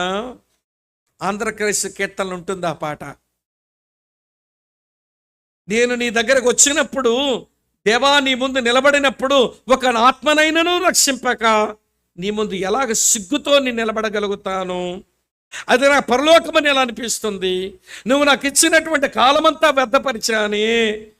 ఒక ఆత్మనైనా, చిన్న పిల్లాడండి, ఎవడు 17 years యంగ్ బాయ్, వాడికి ఉందండి నొప్పి. 17 సంవత్సరాల యవనస్తునికి ఉందండి, ఒక ఆత్మనైనా రక్షించకుండా చచ్చిపోతున్నానే, ఇక నేను 4 రోజుల్లో చచ్చిపోతానంటని ఏడుస్తున్నాడు ఆ పిల్లగాడు. ఈ రోజున ప్రియులారా, మన క్రైస్తవ వయసు చాలా ఎక్కువ, తెలిసిన వాక్యాలు ఎక్కువ, విన్న ప్రసంగాలు ఎక్కువ, మన క్రైస్తవ కార్యక్రమాల్లో మనం కూర్చున్నది చాలా లెక్క పెట్టలేని సార్లు కూర్చున్నాం. కానీ దేవుని ముందుకెళ్ళిన రోజున ఒక్క ఆత్మనైనా తీసుకుని పోకుండా సిగ్గుమాలిన ముఖంతో ఆయన సింహాసనం ముందు ఎట్లా నిలబడాలనుకుంటున్నావు? ఇది సవాలు చేయు నిరీక్షణ, ఇది ఛాలెంజింగ్ హోప్. నిత్య మహిమలోకి వెళ్తాము, ఆయన సింహాసనం ముందు నిలబెడతాము. ఒక్క ఆత్మనైనా లేకుండా వెళితే అది సిగ్గుమాలిన బ్రతికే కదా నాకది. నా ప్రియ సోదరి స్నేహితులారా, పేతురు అంటున్నాడు, తన నిత్య మహిమకు మిమ్మల్ని పిలిచిన సర్వకృపానిధి అయిన దేవుడు కొంచెం కాలం శ్రమలు మీకు ఇస్తే భరించండి. ఆ శ్రమలు తీరిన తర్వాత ఆయనే మిమ్మల్ని బలపరుస్తాడు, ఆయనే మిమ్మల్ని స్థిరపరుస్తాడు, ఆయనే మిమ్మల్ని పూర్ణులుగా చేస్తాడు. ఈ నిరీక్షణను మీరు వదిలేయద్దు. Be hopeful. నిరీక్షణతోనే బ్రతకండి. మీరు కలిగి ఉన్న నిరీక్షణ శుభప్రదమైన నిరీక్షణ. మీరు కలిగి ఉన్న నిరీక్షణ అది శుద్ధి చేసే నిరీక్షణ. మీరు కలిగి ఉన్న నిరీక్షణ మిమ్మల్ని సవాలు చేసే నిరీక్షణ. ఆ నిరీక్షణతోనే బ్రతకండి. ప్రతికూలమైన పరిస్థితుల మధ్య పరిశుద్ధులంగా ఈ పరిచర్యలో అర్థవంతంగా ఉండగలుగుతాం. అట్టి కృపా దేవుడు మనకు అనుగ్రహించాలని వేడుకుందాం. ముగించేస్తున్నాను, వినండి. మొదటి మాట ఏంటి? దీనులై ఉండండి. రెండో మాట ఏంటి? మెలకుగా ఉండండి. మూడో మాట ఏంటి? నిరీక్షణ కలిగి ఉండండి. బీ హంబుల్, తర్వాత బీ వాచ్ఫుల్, చివరిగా బీ హోప్ఫుల్. కనుక ఈ రోజున నీ దీన మనసు ఏంటో ఇన్ని వాక్యాల వెలుగులో నీకే తెలుసు. నువ్వెంత మెలకుగుండి బ్రతుకుతున్నావో ఇన్ని వాక్యాల వెలుగులో నీకే తెలుస్తుంది. నువ్వెంత నిరీక్షణ కలిగి బ్రతుకుతున్నావో ఈ వాక్య వెలుగులో నీకే అర్థమవుతుండగా, ప్రభువా నా లోపల నీ నిరీక్షణని నింపు నాయన. మెలకువతో బ్రతకడం నాకు నేర్పించు నాయన. నా జీవితం దీన మనసు కలిగి బ్రతకడం నాకు నేర్పించని ఎవరికి వాళ్ళమే ప్రభువుకి అప్పగించుకుని తల్ల వంచండి, కళ్ళు మూసుకునండి, ప్రార్థన చేస్తాం.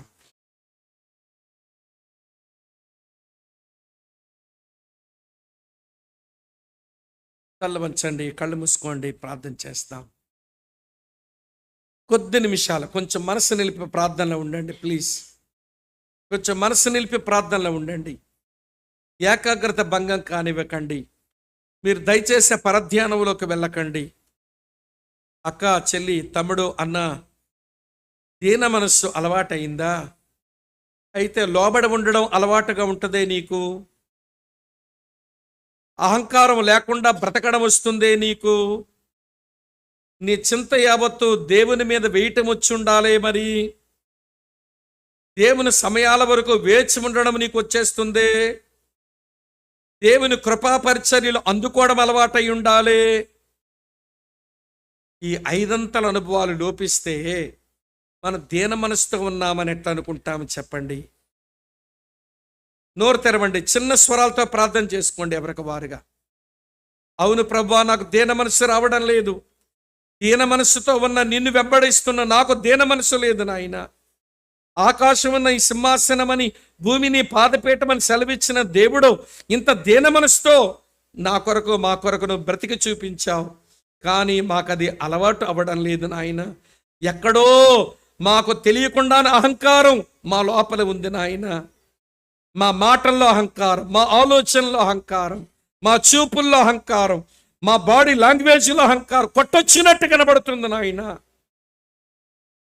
మమ్మల్ని చూచిన వారు అహంకారులు అంటున్నారు. మా ముఖం మీద అనలేకపోతున్నారు కనుక మేము బ్రతికిపోతున్నాం, కానీ మా గురించి ఆలోచించేవారు మమ్మల్ని అహంకారులే అంటున్నారు. ప్రభువా, దీన మనసు నేర్పించవా? దీనత్వం నాకు నేర్పించవా? దీనురాలుగా బ్రతకడం, దీనుడుగా జీవించడం మాకు నేర్పించు నాయన. మెలకువ లేదు నాయన. అందుకే మా తెలియకుండానే సింహం వలె మింగేవాడికి దొరికిపోతున్నాము.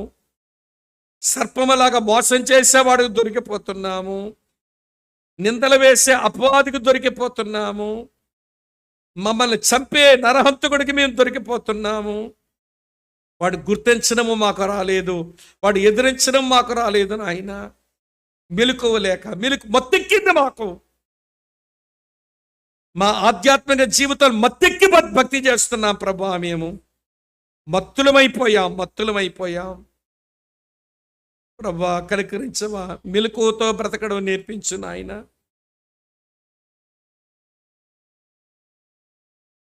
మెలకువతో బ్రతకడం నేర్పించు నాయన.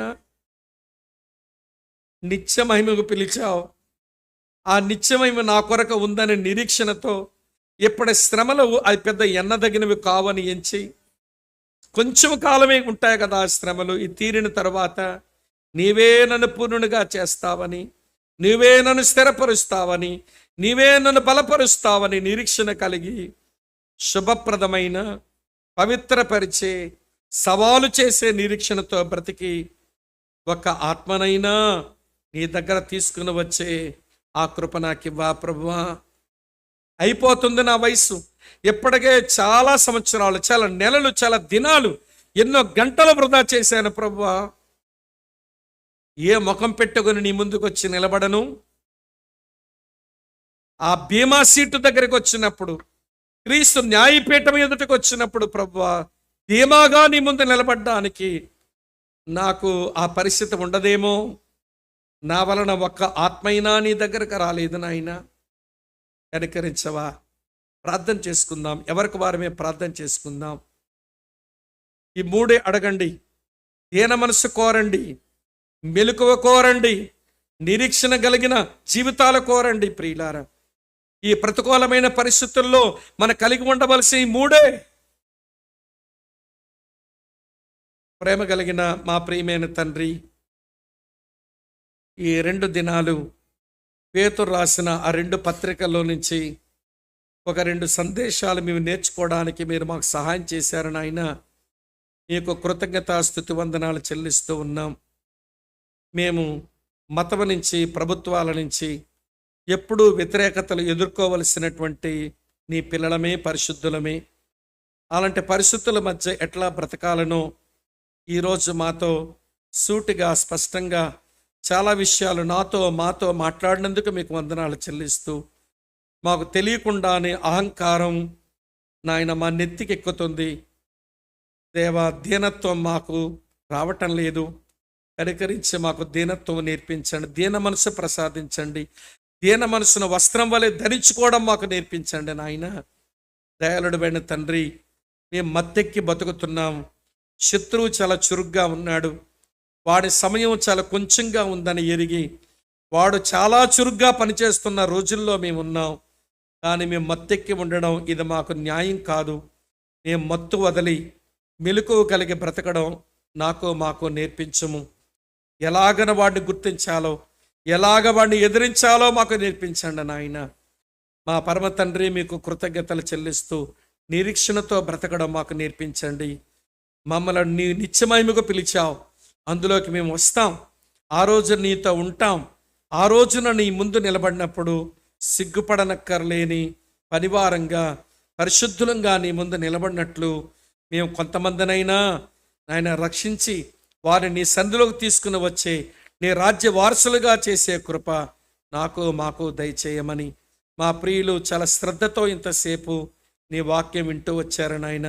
ఒక్కొక్కరిని వారి కుటుంబాలను ఆశీర్వదించి సంఘమును మీరు ఇంకను వృద్ధి కలిగించి మేలులతో నింపమని, ఈ సంఘం కొండ మీద ఉన్న పట్టణం వలె అనేకులకు వెలిగించినట్లు, అనేకుల బ్రతుకులు వెలిగించినట్లు ఆయన మీరు కృప చూపమని, ఈ 2 దినాల కూడికలకై మీకే స్తోత్రాలు చెల్లిస్తూ, మహిమ ఘనత ప్రభావాలు మీకు ఆరోపిస్తూ, మా ప్రియులు తిరిగి వెళ్ళాలి, గృహాలకు క్షేమంగా చేర్చండి. నేను కూడా ప్రయాణం చేయాలి, నాకు సహాయపడండి. మేలుతో నింపము, మహిమ మీరే పొందము. మహిమ ఘనత ప్రభావాలు మీకు ఆరోపిస్తూ మీ దీవెన కోరుతూ క్రీస్తు నామమందే స్తోత్రాలు చెల్లించి అడిగి వేడుకొని ప్రార్థిస్తున్నాము తండ్రి.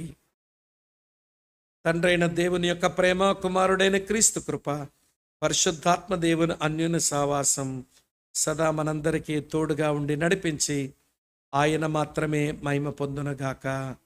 Amen, amen, amen.